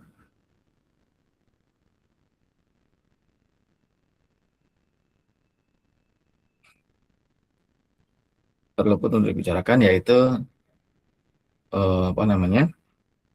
terkait membagikan daging kurban. Apakah wajib dari hewan yang dikurbankan itu, ataukah boleh dari daging yang lainnya? Ya, maka terjadi khilaf ya di antara para ulama. Ya, terjadi khilaf di antara para ulama. Nah, banyak yang mengatakan boleh ya, banyak yang mengatakan boleh, karena sejatinya dia itu ya seperti zakat ya, seperti zakat, dalam artian zakat itu kan nggak harus, semisal kita ini punya harta gitu ya, punya harta dan harta ini wajib dizakatkan gitu ya. maka kan nggak harus diambil dari harta ini, boleh diambil dari harta ini. Nah, sebagaimana berkurban juga demikian, hewannya ini yang dikurbankan tapi boleh diambilkan dari daging yang lainnya. Ini dikiaskan dengan permasalahan ini. Meskipun apa namanya, sebagian yang lainnya mengatakan ya harus dari hewan kurban, ya harus dari hewan kurban, karena terdapat larangan untuk memakan hewan kurban itu semuanya, untuk memakan hewan kurban itu semuanya, dalam artian tidak disedekahkan sama sekali. Nah, kalau boleh mengambil sedekah dari daging yang lainnya, ya apa makna larangan untuk tidak mensedekahkan sama sekali dari hewan kurban tersebut, ya. Namun barangkali dijawab oleh apa namanya, ulama yang membelikan dari daging yang lainnya, ya itu kondisi khusus, ya, kondisi umum atau apa namanya, asalnya memang tidak boleh tidak boleh dimakan semuanya, kecuali kalau digantikan daging yang lainnya maka ya boleh, ya. Maka ya boleh. Barangkali jawabannya seperti itu, ya. Tapi apa namanya, tidak menemukan pembicaraan para ulama terkait itu. Intinya ada khilaf antara para ulama apakah boleh dari hewan kurban itu sendiri ataukah dari daging yang lainnya. Baik, wallahu taala alam bisawab, ya. Barangkali uh, itu yang bisa kita bahas dalam kesempatan kali ini, ya.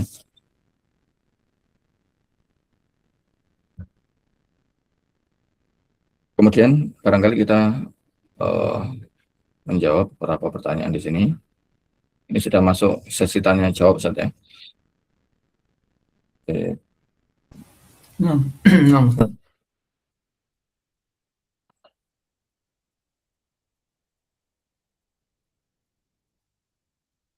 Nah, pertanyaan, izin bertanya, mana yang lebih baik, membeli 1 ekor kambing atau domba yang mahal, atau 3 ekor kambing atau domba yang seharga 1 ekor yang mahal tersebut?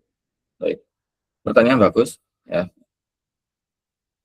Tadi kita katakan bahwasanya yang lebih mahal harganya itu lebih afdal, ya, daripada yang lebih murah. Nah, tapi bagaimana kalau apa namanya, tiga atau tiga, ya, beberapa kambing murah gitu, ya, kambing murah, katakanlah 2 juta 2 juta 2 juta gitu, ya, 3 kambing 2 juta 2 juta. Kemudian kambing satunya ini 6 juta, ya, 6 juta atau 7 juta katakanlah, atau 7 juta, lebih mahal. Maka yang afdal adalah yang lebih mahal, ya, 1 kambing tapi mahal daripada beberapa kambing tapi tidak lebih mahal, ya,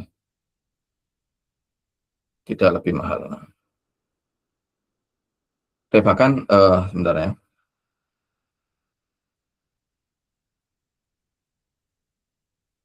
Tapi kalau ini para ulama mengatakannya itu wakasrotu as-saman afdalu min kasrotil adat, ya. Kasrotu saman afdalu min kasrotil adat. Banyak harga lebih afdal daripada apa, daripada banyak bilangan tapi tidak lebih mahal gitu, ya. Tidak lebih banyak harganya. Nah, ini apa namanya,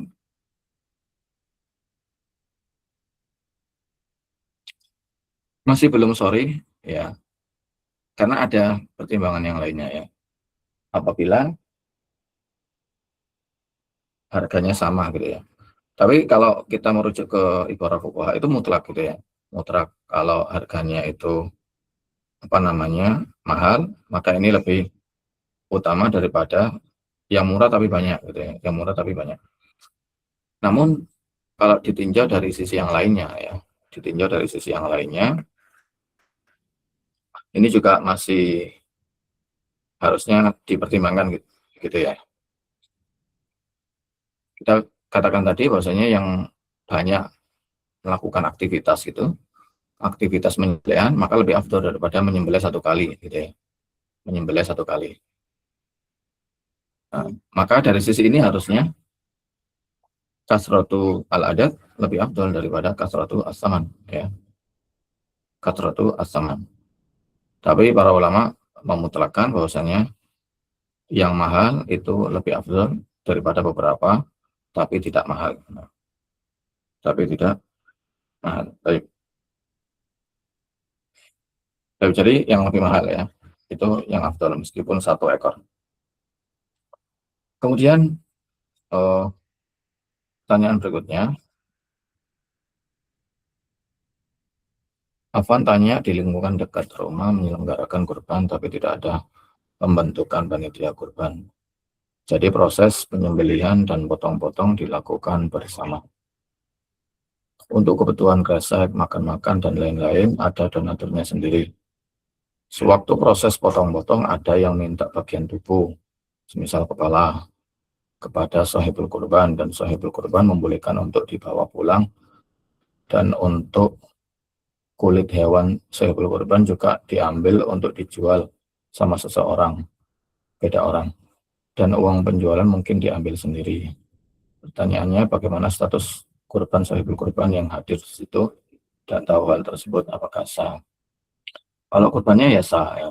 Kalau kurbannya sah. Ini kita jawab sesuai dengan takrir ulama Syafi'iyah ya. Jadi apa namanya? Panitia yang membentuk sendiri tadi, yang meminta kepala tadi, ya barangkali diberikan sebagai hadiah ya, atau sebagai sedekah, bukan diberikan sebagai upah, ya maka nggak masalah, ya maka nggak masalah. Yang bermasalah tadi yang dijual tadi, ini nggak boleh ya, ini nggak boleh dan dihindari ya. Meskipun ada ulama yang membolehkan ya, dengan syarat-syaratnya, dengan syaratnya yang ketat, dan apa namanya, sepertinya juga tidak mutlak gitu ya, tidak mutlak, ada kondisi-kondisi tertentu. Sebaiknya dihindari kalau kita selama memungkinkan ya untuk bisa tidak menjualnya, maka tidak perlu menjual ya, tidak perlu menjual. Ini kalau selama memungkinkan ya, karena kan sesuatu yang diperselisihkan antara yang boleh dan haram, ya dijauhi yang haram itu, ya dijauhi yang haram itu. Kecuali kalau memang kondisinya sangat mendesak sekali ya, sangat mendesak, maka boleh untuk taklid ke mazhab yang lainnya ya. Tapi sebaiknya ya apa namanya, dihindari hal tersebut. Dan untuk hewan kurbannya ya sah ya, tadi pembeliannya sah, hewan kurbannya sah. Cuman perbuatan itu yang apa namanya, yang berdosa ya, yang berdosa. Apalagi kan sepertinya tidak ada sesuatu yang mendesak ya untuk menjualnya ya, tidak ada sesuatu yang mendesak untuk menjualnya. Nah,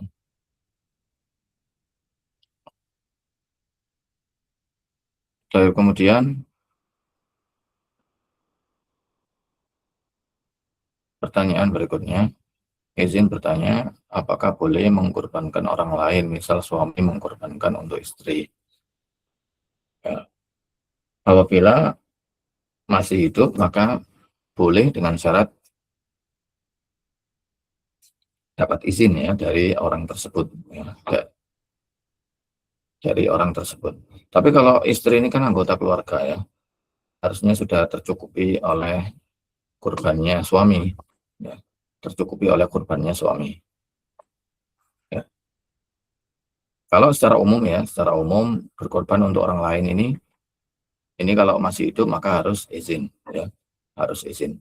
Kalau dia sudah mati, sudah meninggal, maka tidak boleh kecuali juga sudah dapat izin, dan izinnya ini ya dari wasiat ya, wasiat si mayit. Apabila si mayit ini apa namanya, berwasiat membolehkan seseorang itu untuk berkorban ya untuk dirinya, maka atas nama dia maka boleh ya, maka boleh. Ini sekalipun kurban yang wajib ya, kurban yang wajib, maka ini tidak boleh dilakukan kecuali atas izinnya, sekalipun nazar ya. Ini berbeda dengan haji. Kalau haji itu haji yang wajib, maka boleh ditunaikan haji yang wajib dalam artian orang ini sudah haji yang wajib ya. Haji yang wajib ini apa namanya? Seseorang boleh untuk menghajikan orang lain, ya, menghajikan orang lain meskipun tanpa izin, ya, meskipun tanpa izin. Haji yang wajib ya. Kalau haji yang sunnah ya nggak boleh. Haji yang sunnah nggak boleh kecuali dengan wasiat.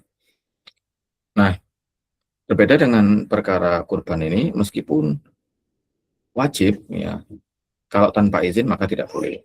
Maka tidak boleh. Baik. Harus izin. Kemudian ada pertanyaan. Izin bertanya apakah arisan kurban ini termasuk kurban nadar? Ya tidak ya. Insya Allah tidak. Apa namanya? Dia kan hanya apa ya? Hanya berazam saja ya, atau hanya ingin saja untuk berkurban di suatu tahun gitu ya. Di suatu tahun, nadar itu ya seseorang mengatakan saya nadar lillahi alayya an udahi ya. Maka ini nadar atau nadar tu li at-tadhiyah ya masalah.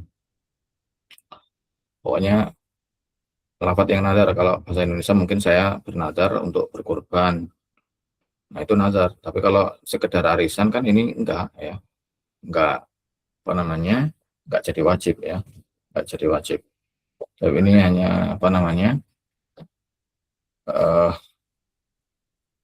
Niat saja atau niat ingin berkurban saja ya. Niat ingin berkurban saja. Wallahu taala alam. Insyaallah enggak jadi wajib. Enggak jadi apalagi nadar ya.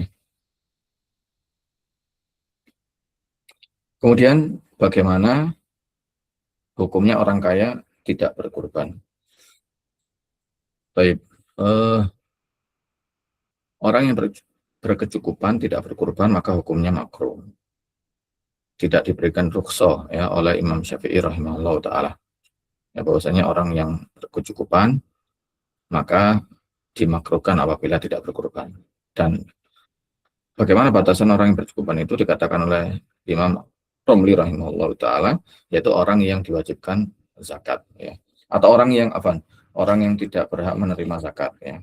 Orang yang tidak berhak menerima zakat. Adapun orang yang apa namanya? Berhak menerima zakat, maka ini adalah orang yang fakir ya. Orang yang fakir. Orang yang berkecukupan tapi di sini apa ya? Tadi lupa membicarakan itu apa? Itu definisi untuk penerima daging ya. Nah, adapun orang berkecukupan dalam apa namanya? Dalam berkecukupan untuk mudhahi, maka ini beda lagi. Ya. Di sini memang tidak disebutkan di dalam Muqaddimah Adromiyah, disebutkan oleh Al-Baijuri rahimahullah taala. Jadi syarat orang yang berkorban itu selain mukallaf ya akil balik juga berkecukupan. Ya, berkecukupan ini atau bahasa kita kaya gitu ya. Kaya itu ukurannya bagaimana? Ini terdapat khilaf ya di antara para ulama. Ada yang mengatakan berkecukupan itu apa namanya? malam Id dan hari Id ya. Malam Id dan hari Id atau 10 Dzulhijjah ya, siang dan malamnya. Apabila hajatnya itu atau apabila uangnya itu melebihi hajat ya, hajat dia dan hajat orang-orang yang dibawa dia ya, orang-orang yang dinafkahi ya, maka ini wajib untuk berkorban. Bukan wajib apa? Sunnah untuk berkorban. Ada yang mengatakan kecukupan ini dihitung tanggal 10 sampai tanggal 13 ya. Tanggal 10 sampai tanggal 13 Dzulhijjah. Maka barang siapa yang uangnya lebih ya, lebih sebagaimana kita sebutkan tadi, lebih dari hajatnya dan dari hajat orang yang dibawanya ya, maka ini disunahkan untuk berkorban ya. Jadi ada perbedaan para ulama apakah tanggal 10 Dzulhijjah saja ataukah sampai sampai hari tasyrik. Nah, pertimbangannya kalau tanggal 10 Dzulhijjah itu dikiaskan dengan sedekah sunnah ya. Sedekah sunnah itu kapan sedekah itu disunahkan ya? Kapan sedekah sunnah itu disunahkan? Tatkala seseorang itu mempunyai harta lebih ya, lebih dari hajatnya tadi sebagaimana disebutkan di hari itu ya, di hari itu. Maka disunahkan untuk bersedekah. Nah, pertimbangan kaul yang kedua, kok sampai 13 Dzulhijjah ya karena waktu kurban itu sampai 13 Dzulhijjah ya, sampai 13 Dzulhijjah sehingga kalau hajatnya belum terpenuhi atau hajat orang-orang yang di bawahnya itu belum terpenuhi, maka tidak disunahkan untuk berkurban. Jadi hukumnya makruh ya, apabila telah mampu kemudian tidak berkurban, maka hukumnya makruh. Nah, tapi kemakruhan ini untuk apabila tidak ada di keluarga yang dalam satu nafkah tadi yang berkurban, tidak ada yang berkurban. Tapi kalau dia ini anggota keluarganya tadi sudah ada yang berkurban ya tidak makruh ya. Tidak makruh ini sebagaimana disebutkan oleh Ibnu Hajar ya di dalam Al-Minhaj. Ya, apabila salah satu anggota keluarganya itu sudah sudah berkurban maka bagi dia tidak. Allah taala alam. Kemudian pertanyaan berikutnya, bagaimana hukum berkurban untuk orang yang sudah meninggal dunia tanpa ada wasiat? Tidak boleh ya. Tadi sudah dibahas ya, baik kurban itu sunnah maupun kurban yang wajib. Allah taala alam. Kemudian bagaimana dengan arisan korban? Apakah menjadi ta'yin? Ya, tidak ya, insya Allah. Ya, karena tadi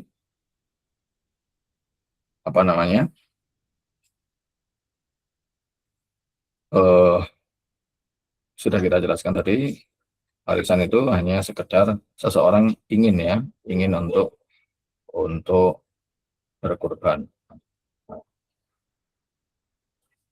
Kecuali kalau apalagi kan ketika seseorang arisan itu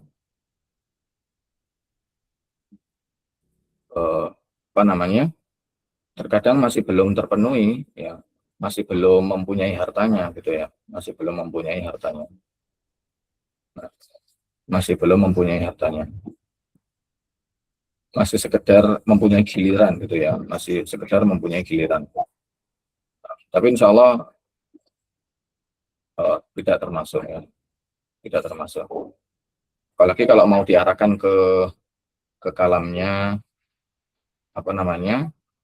Ali Az-Zayyadi rahimahullah ataukah Ali Asy-Syabromalisi ataukah Sayyid Umar Basri rahimahumullah taala, maka lebih tidak menjadi ta'yin lagi ya, tidak menjadi ta'yin lagi karena mereka tadi sebagaimana kita sebutkan tidak menerima kemutlakan pendapat muktamad tersebut ya, pendapat mutaakhirin tadi ya, mereka masih mengarahkan bahwasanya itu hanya sekedar mengkabarkan saja ya, mengkhabarkan saja bahwasanya dia mau udhiyah ya, mau menyembelih dan tidak bermaksud untuk menjadikannya wajib. Allah taala alam.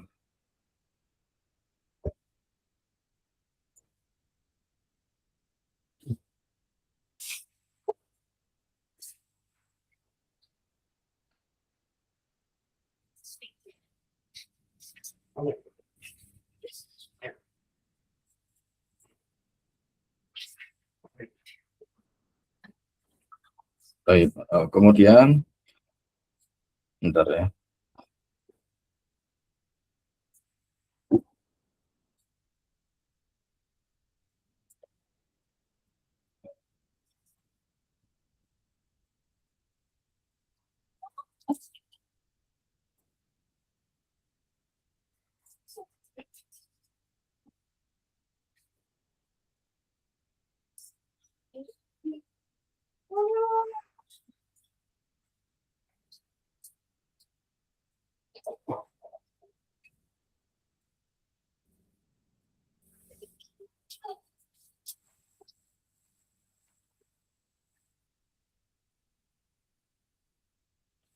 Lagi kok.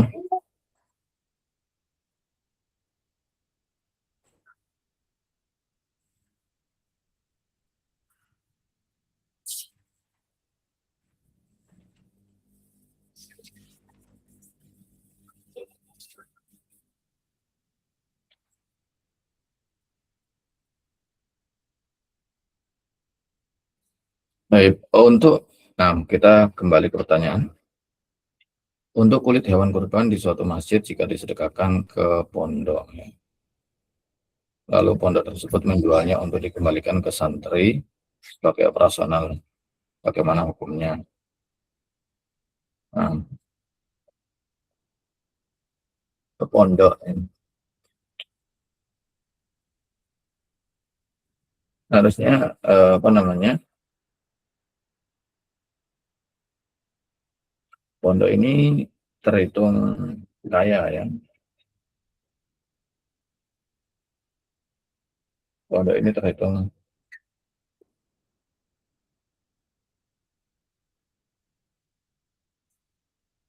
kalau diberikan kepada fakir miskin tadi, ya. Kalau hewan itu diberikan kepada fakir miskin maka boleh dijual, maka dagingnya boleh dijual dengan syarat menjualnya kepada orang muslim juga, ya. Menjualnya kepada orang muslim juga. Tapi kalau apa namanya? Tapi kalau kepada orang kaya maka ini tidak boleh dijual. Orang kaya tersebut tidak bebas memperlakukan daging tersebut, ya. Yang bebas memperlakukan daging tersebut hanyalah orang miskin. Kalau pondoknya ini pondok yang katakanlah kaya, ya, ya tidak apa namanya, kemudian dijual, ya harusnya tidak boleh, ya. Harusnya tidak boleh.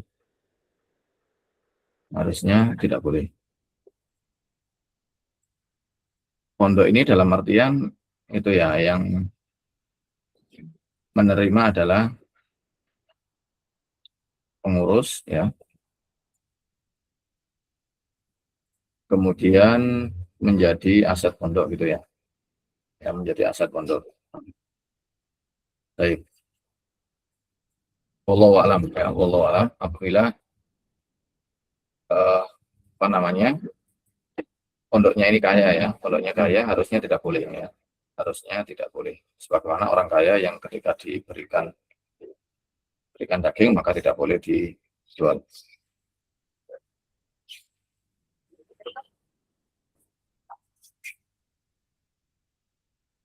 Baik. Lalu bagaimana, ini pertanyaan yang lainnya, lalu bagaimana solusinya jika kita tetap ingin mengorbankan keluarga yang sudah meninggal? Solusinya, ya, ada,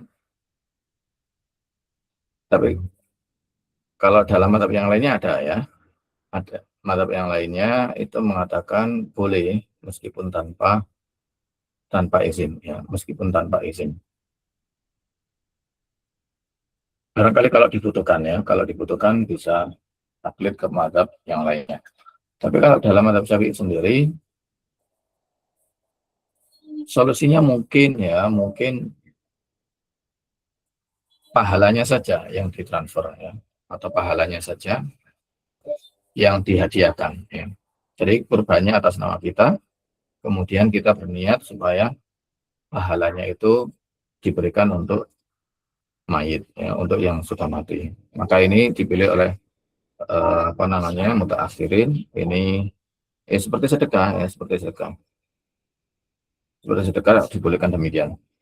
Nah, maka dipilih oleh para ulama yang demikian boleh, ya, atau menghadiahkan pahala, ya, menghadiahkan pahala itu boleh oleh para ulama Syafi'iyah, hukumnya boleh. Nah, kemudian soal yang lainnya, ya, barangkali ada beberapa, ya, mungkin satu atau dua karena waktunya sudah 9:30. Berarti sahibul kurbannya yang tahu kulitnya dijual juga ikut berdosa, apa hanya pelaku yang menjual kulitnya yang berdosa? Sahibul kurban ketika memberikannya ya sudah terlepas, ya, sudah terlepas apa namanya, tanggung jawab dia sudah selesai. Nah, selanjutnya, ya, apa namanya, di tangan orang yang menerima daging tersebut, ya, ya mungkin berdosanya itu dalam hal itu ya nahi mungkar. Kalau dia mampu kemudian tidak dia larang, atau tidak dia mempunyai kudro, yang mempunyai kekuatan, mempunyai kemampuan, tapi dia tidak melakukannya, ya bisa terkena dosanya. Ya. Tapi kalau dia ini sudah apa namanya, atau nggak tahu ya, dia nggak tahu, ataukah dia ini nggak mampu untuk nahi mungkar kepada orang tersebut, ya sudah terlepas dia. Ini urusannya adalah orang penerima daging tersebut. Adapun sahibul kurban maka tidak bertanggung jawab atas hal itu. Ketika dia berikan, ya sudah selesai urusan dia. Allah taala. Kecuali kalau dia tahu ya, kalau dia tahu orang tersebut bakal eh, menjualnya, ya ini berdosa juga karena ta'awun alal ismi wal udwan. Kalau dia tahu ya. Ya. Kalau dia tahu sebelum membagikan dia tahu bahwasanya orang tersebut akan menjualnya, maka ini masuk dalam ta'awun alal ismi wal udwan. Allah taala alam. Mungkin terakhir ya,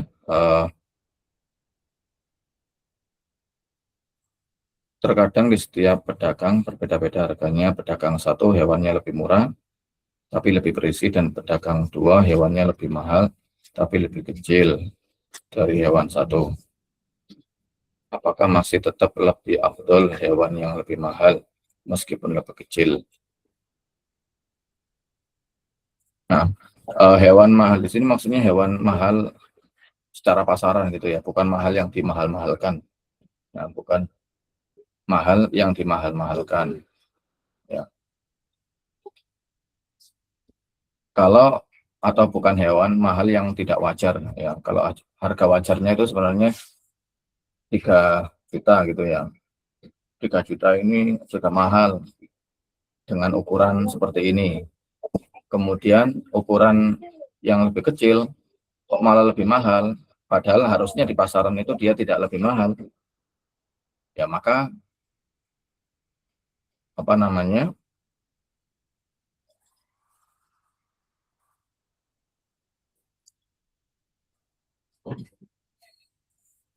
mencukupkan eh, mencukupkan yang pertama tadi, yang 3 juta tadi.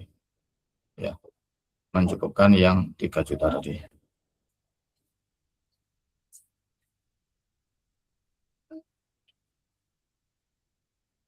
Yaitu yang dagingnya banyak tadi, tapi harganya tidak apa namanya, tidak lebih mahal. Allah alam ya. Tapi dalam hal ini kita belum menemukan nasnya dari para ulama. Eh, apakah daging yang kecil, tapi katakanlah ini harga yang wajar gitu ya. Katakanlah harga yang wajar.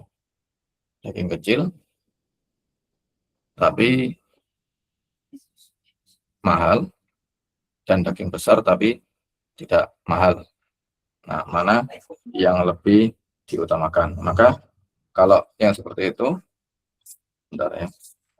Yang afdol adalah apa namanya? Yang afdol adalah yang harganya mahal. Nah, yang afdol adalah harganya mahal. Bukan mahal di sini, mahal yang memang sudah disepakati ya, mahal yang memang apa namanya? Yang memang mahal ya. Yang disebutkan oleh para ulama, eh,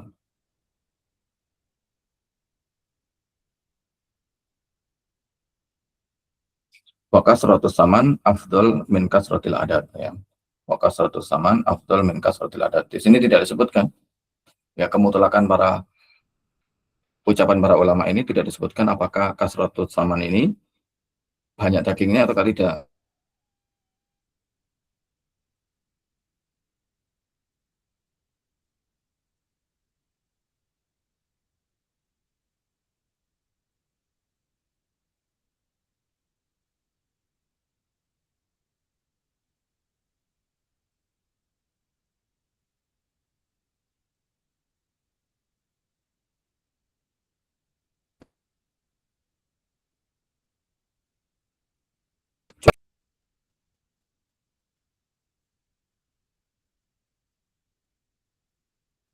Sebentar. Barangkali demikian ya yang bisa kita pelajari pada kesempatan kali ini. Wallahu taala alam bishawab. Semoga jelas dari apa yang kita sampaikan tadi. Jazakumullahu khairan atas partisipasinya pada kesempatan kali ini. Semoga Allah SWT memberikan kepada kita ilmu yang bermanfaat, dan semoga Allah SWT memberikan kita taufik untuk bisa mengamalkannya. Ya, selebihnya kita kembalikan kepada moderator.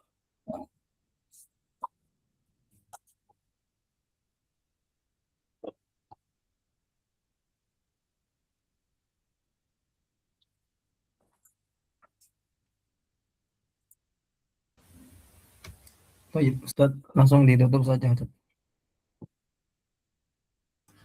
Kita tutup majelis kita pada kesempatan kali ini dengan doa kafaratul majelis. Subhanakallahumma bihamdik, asyhadu an la ilaha illa anta, astaghfiruka wa atubu ilaik. Wassalamualaikum warahmatullahi taala wabarakatuh. Waalaikumsalam.